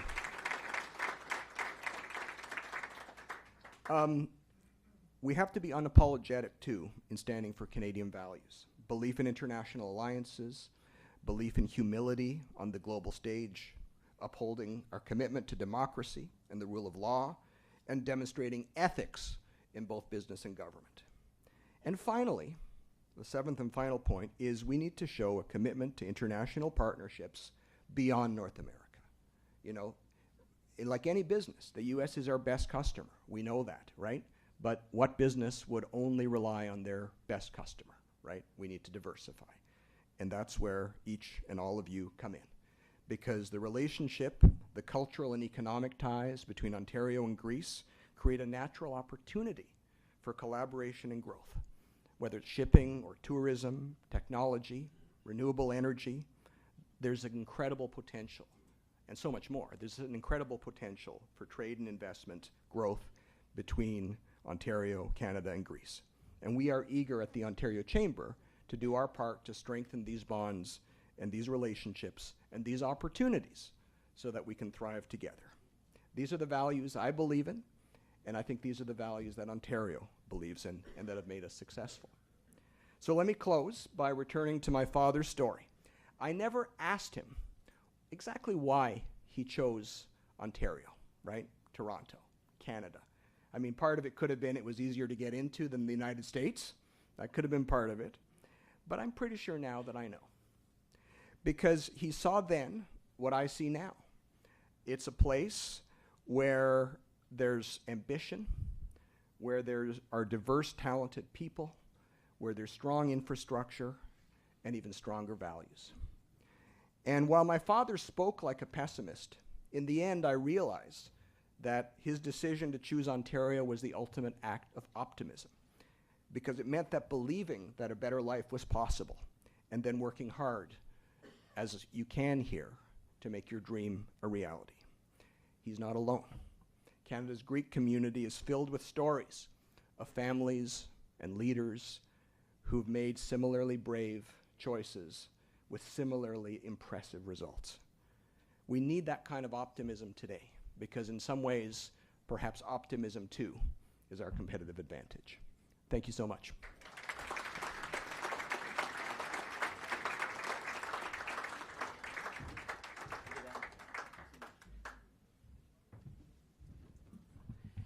Thank you very much, Dan, for those comments. I'd now like to invite my friend Dionysios Protopapas to come to the podium to moderate the next panel. Dionysios, I don't see you, but I know you're around somewhere. There you are.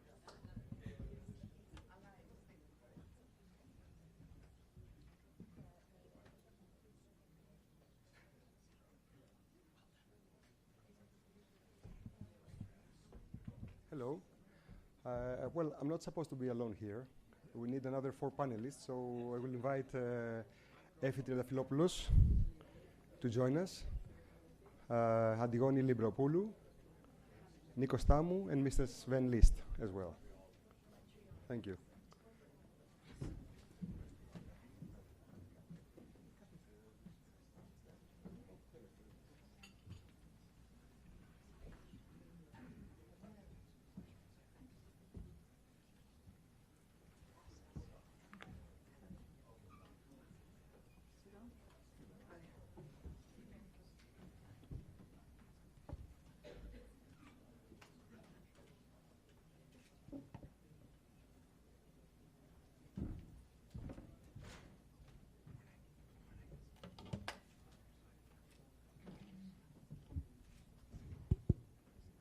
So, ready to start. I think we should start by introducing our guests today. And I will start with Efi Triantafylopoulos, who is an elected politician with the Progressive Conservative Party of Ontario since 2018. She's also the parliamentary assistant to the Minister of International Trade, Job Creation and Trade. And before that, she was a counsel at the Vassos LPP, Vassos Law. So she combines law and business. Mr. Nikos Tamou, who's a director for investment promotion, energy, services, and environment. Okay, I got it. With Enterprise Greece, which is a state agency for promoting Greek exports and investment attraction in Greece. Ms. Antigoni Libropoulou, who since 2020, I think, is the CEO of the Hellenic Bank for Hellenic Development Bank for Investments. She has worked before that in other financial institutions that preceded the bank. She's got a lot of experience with venture capital, project financing, and she will talk us about the Greek economy a bit later. and Mr. Sven List, who's been with Economic Development Canada. So Mr. Sven List has been with Economic Development Canada since the year 2000 in various posts, climbing the ladder in the organization. And since April 2024, he's the Senior Vice President for Canada Corporate Business. I got it. Okay, thank you. So let's start with you, Effie. We heard Premier Ford earlier talk us about his economic policy, how he supports Ontario for the past 6-7 years. Can you comment a bit more about why Ontario is the economic powerhouse of Canada and how this can foster international partnerships? Thank you. Thank you very much, Dionysios. And before I get into some of the substance of my remarks, I also would very much like to thank the Delphi Economic Forum and the Hellenic Initiative Canada for working and planning this third annual forum here. I'd also like to recognize the hand of Minister Nikos Papathanasis, who knows and understands Ontario very well and has been instrumental in making sure that our forum comes to Toronto each and every year.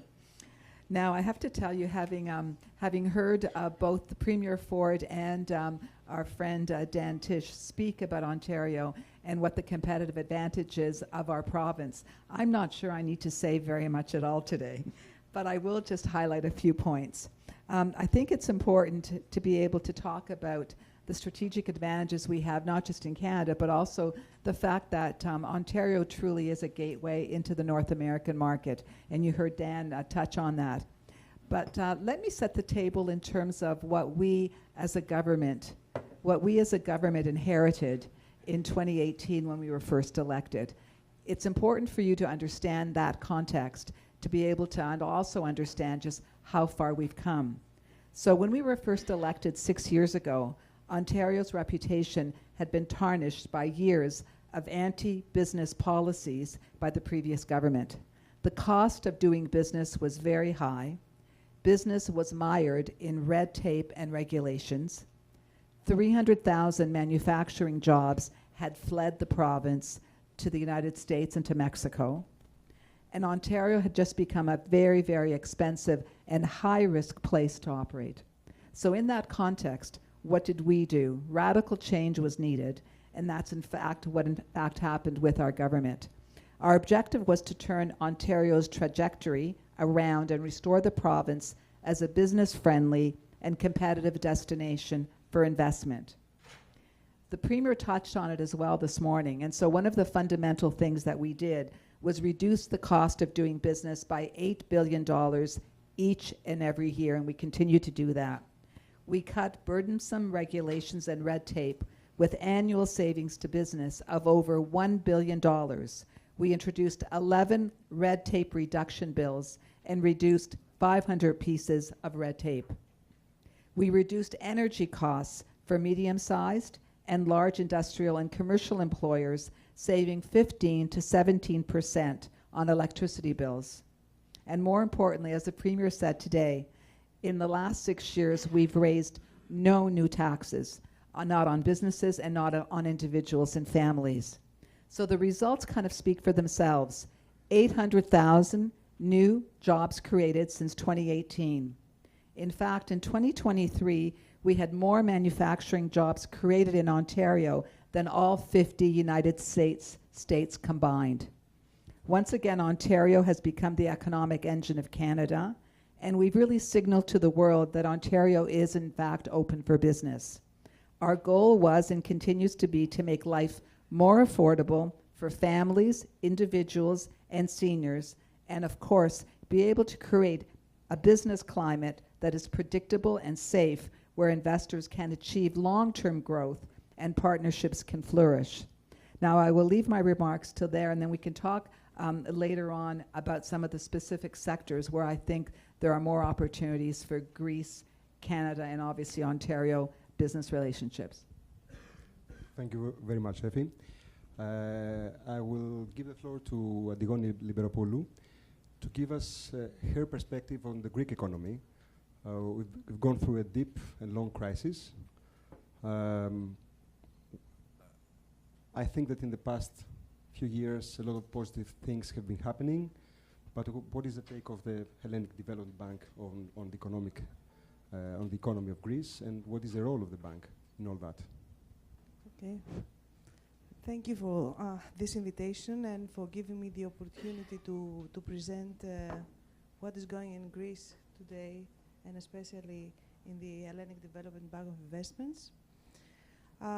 First, I would like to share my experience. It's an exciting country. It's my first visit in Canada, of course, first visit in Toronto, and I'm thrilled. And I would not imagine that we had so common values, as everybody said before.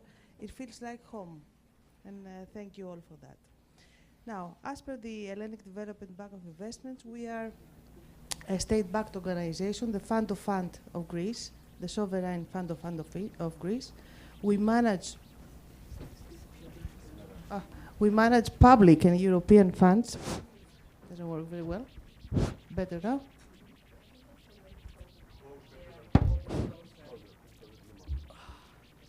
Okay.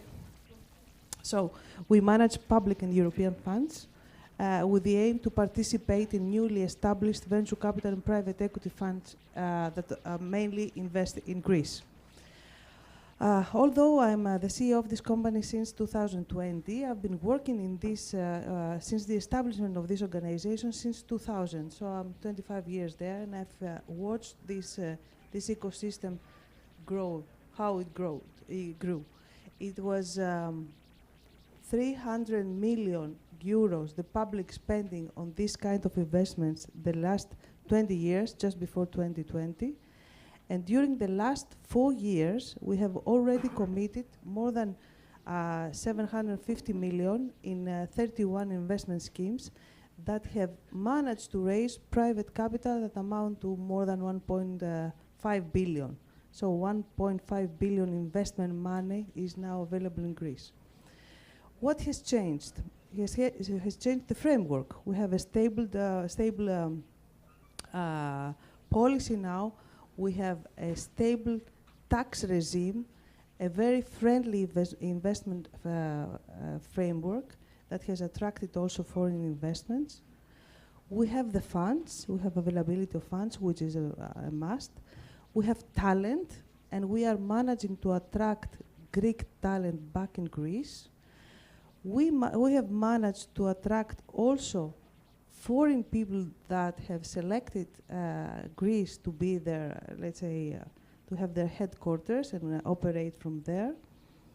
And we have what Mrs. Kourtakis mentioned earlier. We have this feeling and sense of community, networking, and entrepreneurial spirit. So if we combine all these ingredients together, this is the reason why there is such a success and such an enormous development in the Greek startup entrepreneurial ecosystem currently. Now, we cannot go alone, of course, so we have to grow together. And what we find very, very important is the fact that we have to work all together. And we have, I'm excited to see that Greece is not in the position now to only ask for money or investment that used to do in the previous years, but also have big Greek investors like Metlen investing in Canada, and of course vice versa. We know the very semantic investment that have happened from Canadian investors to Greece. My view is that we need to bring the ecosystems together and find the interactions that could bring value and be mutually benefit both to investors and startups and enterprises in general. And we can do that by presenting the opportunities to both sides, to both countries. I think this is a great achievement that you have made so far with this Toronto Economic Forum, and we can build further these initiatives and exchange, have mutual conversations and discussions and presentations of the opportunities that are available. Thank you, Ms. Liberopoulou. We'll pass on to Sven. I have to say that I'm a fan of the way that Canada promotes its business abroad, and I've been promoting that to Greece because you can learn some lessons. But why don't I let you explain how you do that?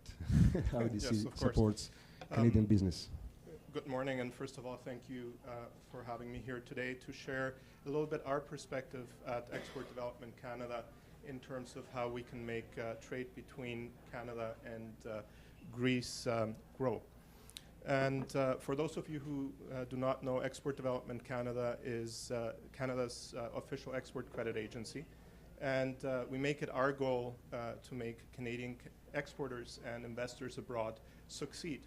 And we do that by offering a series of financial products, including financing and insurance, in order to mitigate some of the trade risks that will, over the long term, lead to win-win situations between Canada and its trading partners. And if we think about, I want to take a moment just to reflect a little bit on the trajectory that the trade relationship has been on.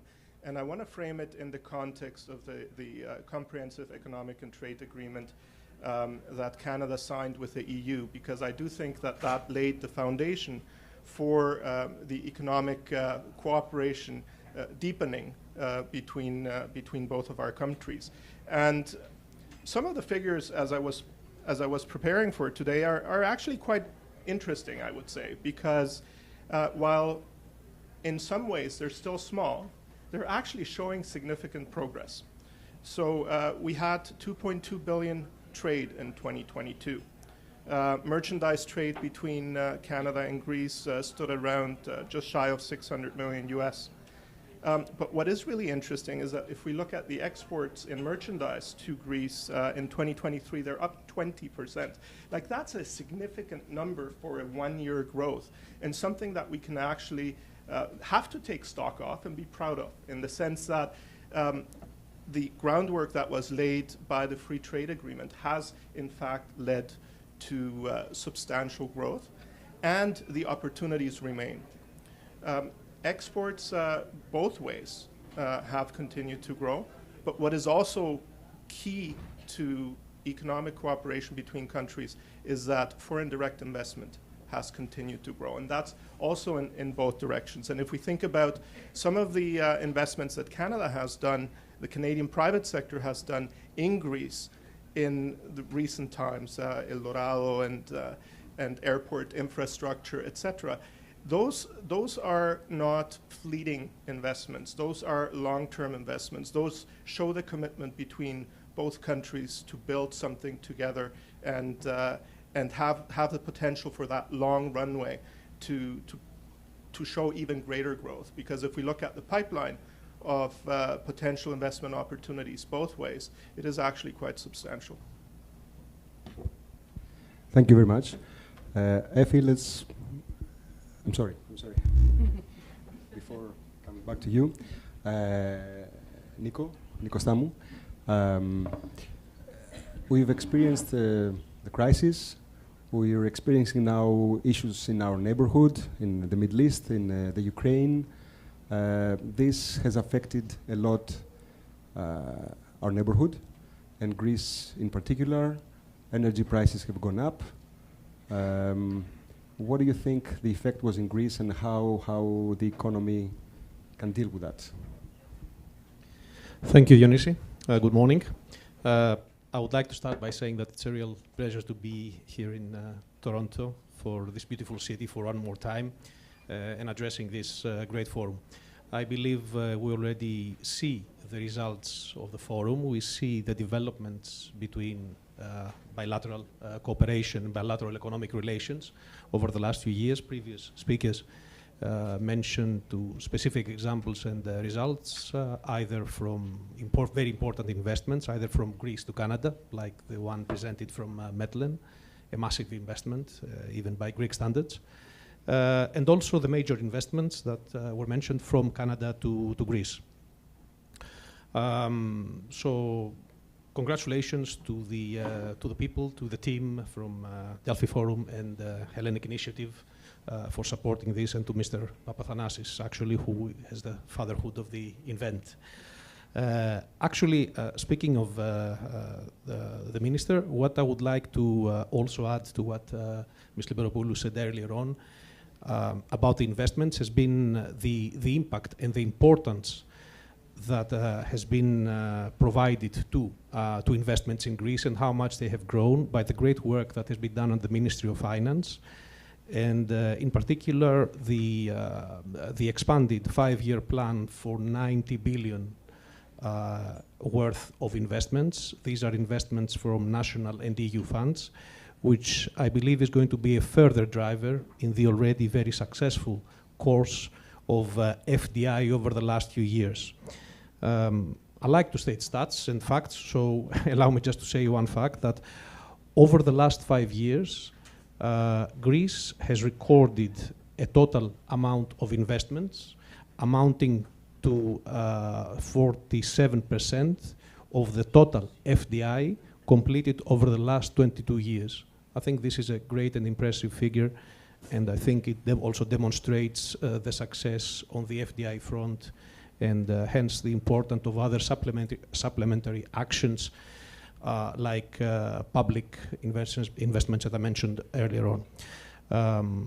Now back to your question, of course, and the opportunities and what's been happening on the energy sector. I would like to start by, once again, 2 facts that have shown that have happened over the last few years and have greatly affected the Greek energy sector. Starting with the Russian invasion in Ukraine back in 2022, we have seen, in a nutshell now, energy price spikes, and we have also witnessed the increased insecurity felt within Europe and also within Greece, and vulnerability from the amount and the extent that the Russian gas was contributing to EU's energy mix. At the same time, before that, I would also like to point out that we had another event that is in the production of energy. And I would like to mention the supply chain shock felt on electricity equipment immediately after the pandemic. So let me remind, just for this discussion, that once again, Europe and Greece felt vulnerable and insecure with the supply chain because of the pandemic and the crisis that was attributed then at the global channels, and also to other reasons pertaining to the availability of this equipment and to concentration in certain areas of the world. So today, we're on a completely different page. What I mean by that is that Greece is an already established regional hub in the Eastern European, the greater region where it stands. And I say that because we have progressed a lot, Greece being at the forefront of green transition in renewables, with in excess of 12 gigawatts of installed capacity in both major technologies, that is onshore wind and solar technologies. We're well ahead of the targets set within our programs for green energy and decarbonization as submitted to the EU. At the same time, we have also another ambitious target, yet I believe quite reachable, for 24 plus gigawatts of capacity built by 2030 in all major technologies, apart from the ones I've just cited. That will include offshore wind. It will include hybrid technologies combining RES technologies. It will also include geothermal. It will also include biomass, small hydro, and other technologies. And at the same time, as we build up capacity within the renewables field, another need is felt, and that is the need for energy storage, which is another aspect that Greece is doing a lot and has once again progressing with its auctions for building energy storage capacity, both in terms of battery storage as well as hydro pumped storage, and we have several groundbreaking projects already being developed in Greece. On top of that, I would also like to mention the very hefty, in terms of budget, programs that are already in progress that aim in securing our networks, our electricity and gas pipeline networks. And by that, I mean the multi-billion upgrade and development plans via international land and subsea interconnectors. Also, I also implied to the gas pipelines, and at the same time, what I believe is quite important for Canada is the upgrading and building of new capacity on floating storage units and floating storage and regasification units with the participation of major foreign international investors. So in the aftermath of the Russian invasion, what we have seen in a nutshell, what we can say is that Greece used to be in the past a consumer in the south. Now it finds itself, with all these infrastructure being developed, an energy producer and distributor in the region, as we see this reversal of flows from north to south, now from south to the north. What's also important to say, as we mentioned, what the problems in supply chain is that at the same time, Greece also invested and developed, and is developing, its own supply chain of energy equipment, as well as specialized services. This is a very strong export market with a strong potential, and once again, a field of cooperation and importance for Canada being a country primarily relying on energy and having such a big impact, this sector, on the national economy. So the importance of this sector can have an export value in excess of 15 billion annually by 2030, according to certain estimates. In closing, a token and what we've seen happening in the market. Following the invasion has also proved as a catalyst in the things that surrounded and affected the industry. So these have been a catalyst for increased activity of consolidation, M&As, mergers and acquisitions, the formation of joint ventures, the entry of major foreign investors in the industry. I can cite some examples. The recent mega deal, one of the highest of the UAE Emirates Masdar with Terna Energy. Also the Australian Macquarie's acquisition of the distributor Hedno, and also in NL Green Power. And also to mention the developing investments of Cubico, which is part of PSP and OTP. It's a Canadian-owned company which is active in the solar PV sector. Finally, summing up and seeing the broader picture and the opportunities for Canadian investors, Greece offers solid opportunities, as mentioned, in all subsectors, energy subsectors. And we will be glad at Enterprise Greece to help and facilitate foreign investors explore these opportunities. So feel free to reach out to us during this conference to talk more about it. Thank you. Thank you very much, Mrs. Stamu. Let me just add the two electricity interconnectors being built right now, one to Egypt and one to Cyprus and Israel, which will offer energy security to Israel as well, getting energy from Europe, and the same with Egypt and Greece. So getting back to you, Effie, you're also part of the World Hellenic Interparliamentary Association. So you're in the unique position of knowing very well both Canada and Greece. What do you think could be done better in order to develop, to foster partnerships between Ontario and Greece?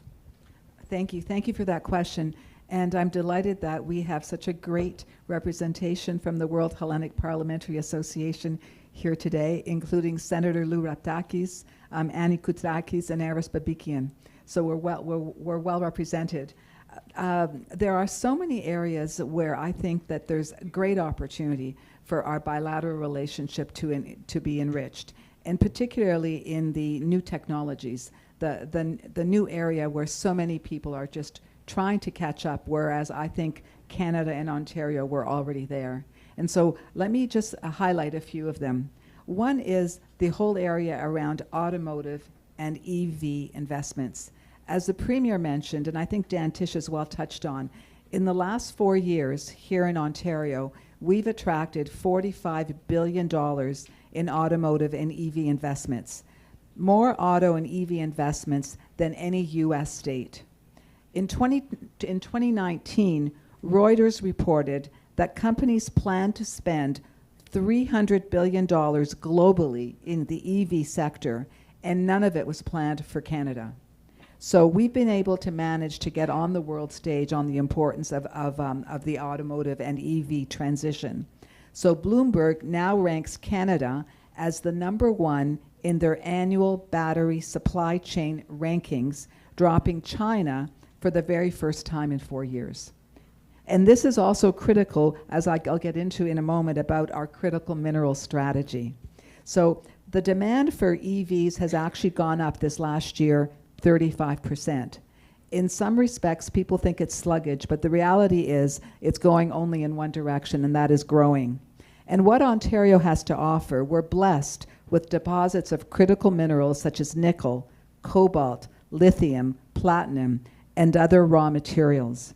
And this will provide a strategic global supply chain as EV battery manufacturing starts. As the Premier mentioned, all of the 6 major automotive manufacturers are now located in Ontario. So that is huge.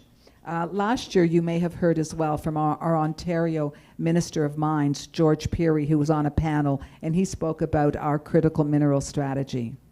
The other area that's really important for all of us, I think, in this room is high tech and AI, and where we're headed with that. So the future of tech and innovation is really an exciting time for Ontario. Ontario is one of the largest and most sought after tech hubs, #2 in North America. Global hub for AI with 420,000 tech workers as 25,000 firms and over 400 AI tech companies are generating more than 85,000 jobs in Ontario.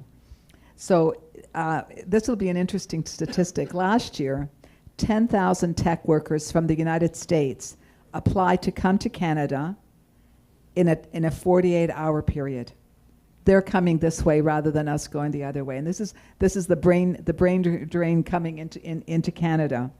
I happened to be at an event just yesterday, the day before, in Kitchener-Waterloo, and happened to, many of you might have known Jim Basili, who was the former CEO of BlackBerry. And this is what he had to say at this particular conference. He said, the most valuable commodity on earth today is information technology and AI. The global economic shift is going to this. And Ontario and Canada is extremely well positioned for that transition as we're moving forward. The other area I'll just touch on briefly, because I know you want to ask other questions of our panelists, is our life sciences.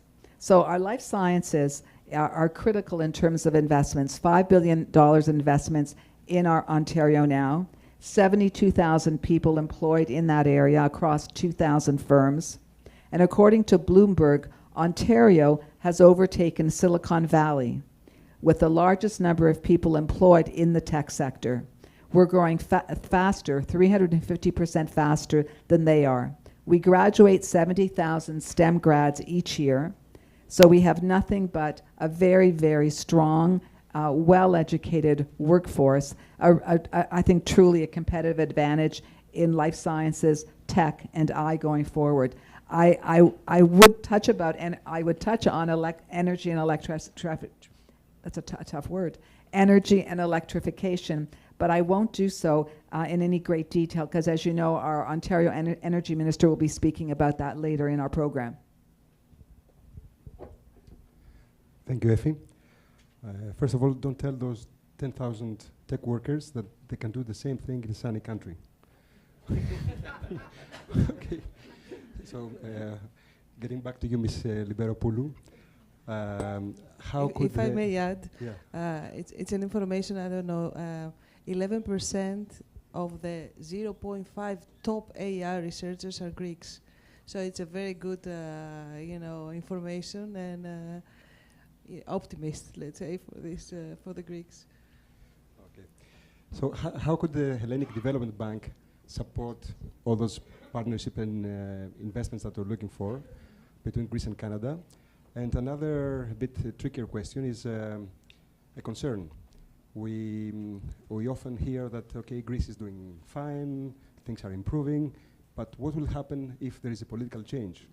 We're a democracy, we love it, we invented it, but in democracies, governments change. What will happen then? Okay, I think I will start from the last one. Of course, stability is an issue, and it's a very critical issue, and we have experienced stability the last years. So it was and still is our opportunity to build, to strengthen our, let's say, institutions, structures, processes, so as to be autonomous and not dependent of these political changes. This is something that in HDBI, it actually works and worked since its inception. Investment decisions are made on market terms, and they are not at all dependent of government, ministries, individuals. So it's other processes. And then the introduction of the presence of institutional investors that comply with the market operator test, let me not bother you with regulations, but these are things that depend on investment decisions and nothing else. We have a size in this ecosystem today in Greece. As I mentioned earlier, in our only VC and private equity funds, so 1.5 billion for this country is a very important number. So our objective and our mission as HDBI is to kickstart and help support and develop the market. If we manage to do that, then our presence should not be required, if you know what I mean. So public money is there to initiate things, is there to attract foreign investors. HDBI is there to be the reliable co-investor, so whoever wants to invest in Greece or learn something about the investment landscape, apart of course from Enterprise Greece that has a global overview, can reach to us. So we accommodate investors in our funds. We, as we have done, for example, with we have a co-investment agreement in place with the United Arab Emirates, with Mubadala. We have managed to have Mubadala invest in 3, as of today, Greek funds, and they have a very strong deal flow, so we expect more investments to happen in the next months. We have that. We also have fund managers that used to live in Canada as well, and they came back and they shared their experience and know-how by setting funds in Greece, like Genesis, a very small fund, and another one in the technology sector. We also have our community of fund managers traveling to Canada as well to search for Greek-related or founders, or even Canadian, that want to have an establishment in Greece as well, so as to have an eligibility for the investment from our funds. So there is an opportunity, and I suggest that if we could organize in the near future, let's say a visit, an exchange of investors from Greece to Ontario, or from Ontario to Greece, that would be perfect, and I'm sure that there are deals that we don't know and are under discussion as we speak. Apart from that, I also see cooperation, very, very wide field of cooperation in energy, as you said earlier, and I think Greece has a lot to gain from the exchange of experiences. This is also reflected in the interest from fund managers that we receive at HDBI, because as we have developed in Greece the core value chain in the small to mid fund sizes that invest in food, in technology, in energy efficiency, and so on and so forth. Now we see a trend towards establishing bigger, larger funds that would invest in infrastructure and more, let's say, energy-related projects, and also in the technology transfer in the other end of this value chain. And this is also relevant after the decision of Canada to participate in the European Horizon scheme. So you understand, once you have developed the medium part of this chain, now the edge that has to do with acceleration phases of the companies, the technology transfer, the research institutes, the spin-outs, spin-offs, and so on and so forth, and the bigger funds that will invest mainly in the infrastructure. So this is how, in a snapshot, I can see the cooperation opportunities between our two countries. Thank you very much. Just to add to what you said, since a few months ago, Canada is a member of, is eligible for projects under the Horizon Europe program. And also Canada is a member of the European Space Agency. So projects, common joint projects from the two countries, actually from Europe and Canada, can be funded through the European Space Agency as well. Yes, so what is missing is the direct flights. Yes. All year round. Hope we'll get them. Going back to you, Sven, Canada conducts the biggest share of its business mostly with the US. And that leaves Europe a bit at the corner. That's how we feel sometimes. Europe, as a total, runs a big surplus, trade surplus with Canada.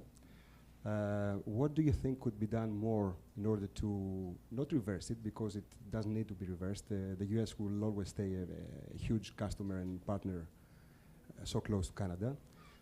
But I feel that it could be better with Europe. Things could be done to increase more business with Europe. Yeah, so I think what you're alluding to is sort of the problem of having the biggest market right next door and such an easy way to access. But at the same time, that actually poses a bit of a risk over the long term. And from our perspective, we've made it our business to encourage Canadian companies to diversify, because that is the best medicine to overcome temporary hiccups, as we are seeing, and as we're thinking about what's going on down south. It's for Canadian businesses to really think beyond the U.S. And once again, CETA is really the foundation for that. It is really the foundation for us to think beyond and create a level playing field and easy access and make trading easier. But then we also need to look at those parts of Europe where, specifically in case of Europe, but it's also part of, if you look at other parts of the world, where we have the most similarities in terms of the needs and wants of different countries. And if I bring that back to Greece and some of the projects that we talked, that have been mentioned earlier today, I mean, that's exactly where Canada has capabilities. I mean, you want to talk offshore wind? Like, who better to partner with than Canada, right? If we want to talk about energy storage, like we're at the forefront. If you want to talk about infrastructure investors, well, the Maple 8 are the example to follow in terms of infrastructure investment around the world. So the opportunities are there. The similarities between the countries, I mean, they're different in many ways, but we're so similar in some others.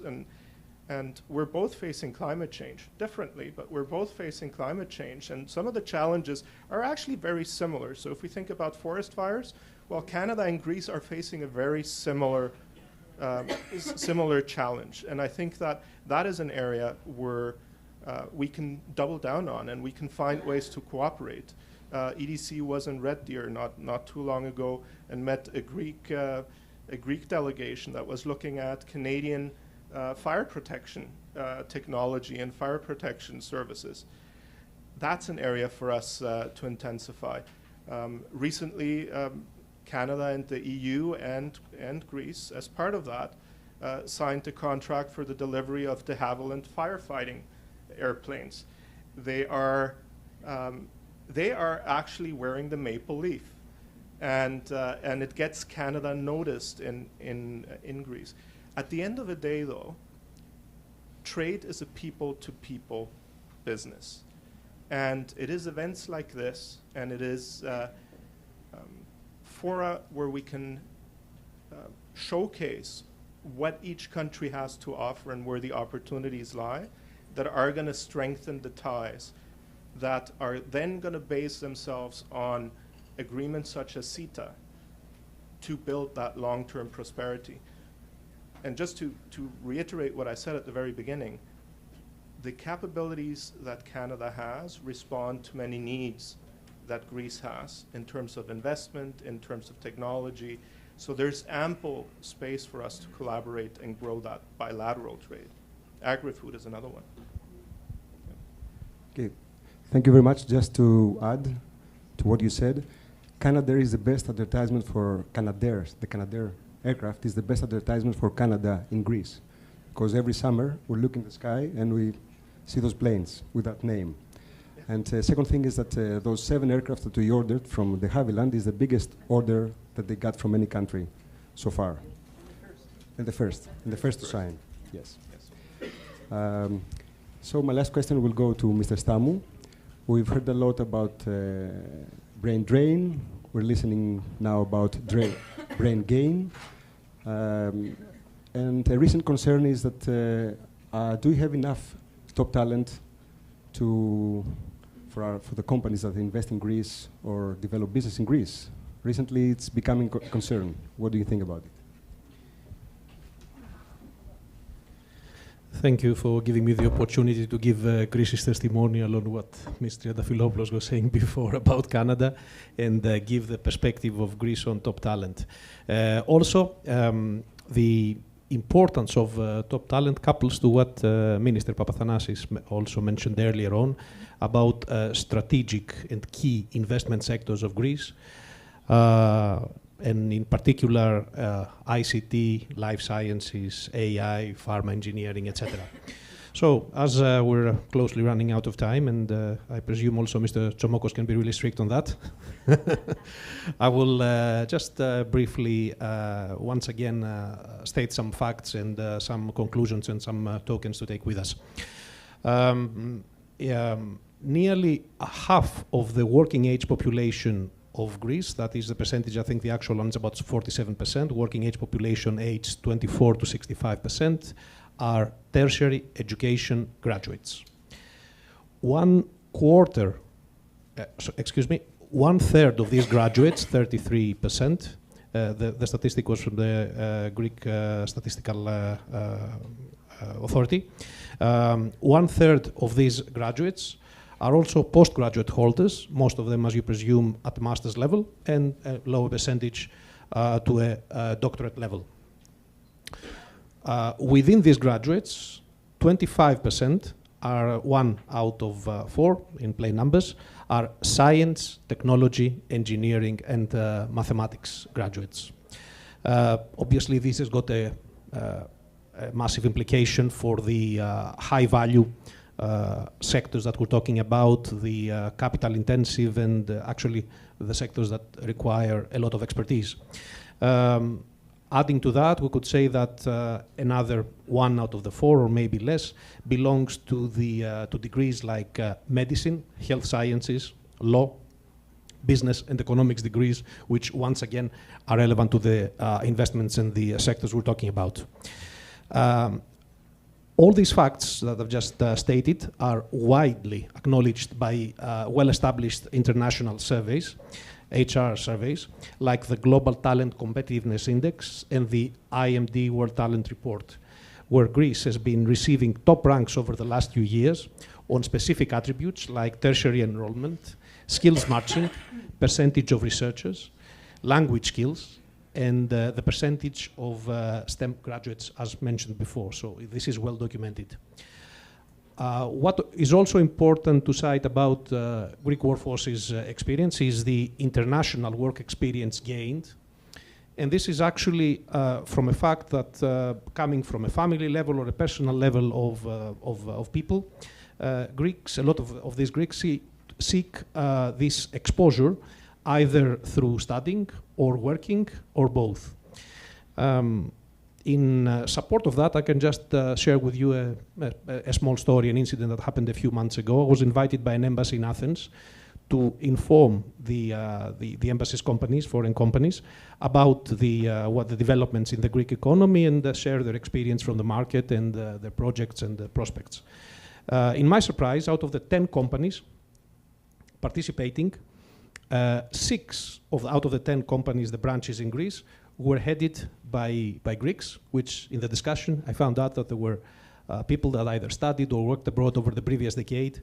And when the time came for these companies to expand, seeing the opportunity that we've been talking about over the last few years, opportunities rising in Greece and entering the Greek market, who else better to lead this function than Kostas, Yannis, or Dimitris, than somebody local from the country. So these people arrived, so that is one more proof.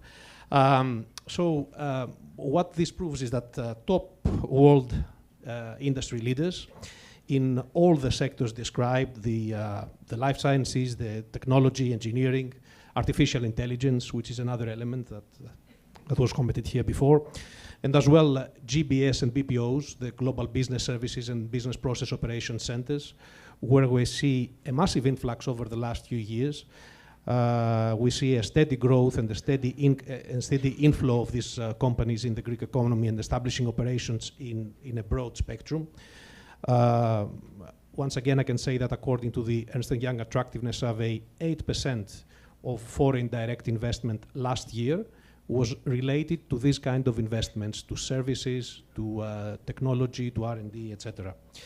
So today we're very happy to have to have many companies investing in Greece in that field and deploying operations with these capital-intensive functions and industries, employing high-quality talent. Companies like Pfizer, Cisco, Amazon, Microsoft, Seyeka, and of course Canadian companies as well, like Contact Point, InTouch, CX, Customer Experience, and Fair Infrastructure. The mode of operations that we see, and I think an example that I could also share before concluding, is the Pfizer example. For those of you who are not aware of how it proceeded, because I think the Pfizer example in Greece and especially in Thessaloniki is well known to a lot. But this investment started in 2021, when at the years of the pandemic. It started with 200 people and with one hub created there. So far, I believe the number is 5. They've created 5 hubs and they've scaled up this function to 1,400 people, that example. And on my plane actually to Toronto, I was reading on the papers that they're initiating an extra one, which will operate by the end of 25, adding another 200 people. So this demonstrates, I believe, vividly the potential for recruitment, the quality of the Greek human capital, the talent available there. And we're very glad at Enterprise Greece that we have successfully supported quite a few of these investments, and also helped, in creating the framework, the supporting framework for these investments within the Ministry of Development. And we're happy to do that by providing a specialized service of a site visit, connection to stakeholders, explaining the benefits, providing the background information, and everything relevant for the investor to make up their final decision. So, thank you. Thank you very much, Nikos. Thank you very much, all of you, for the discussion and the opinions. I believe we're running out of time. We'll conclude here, and we'll have a short break and get back with the next panel.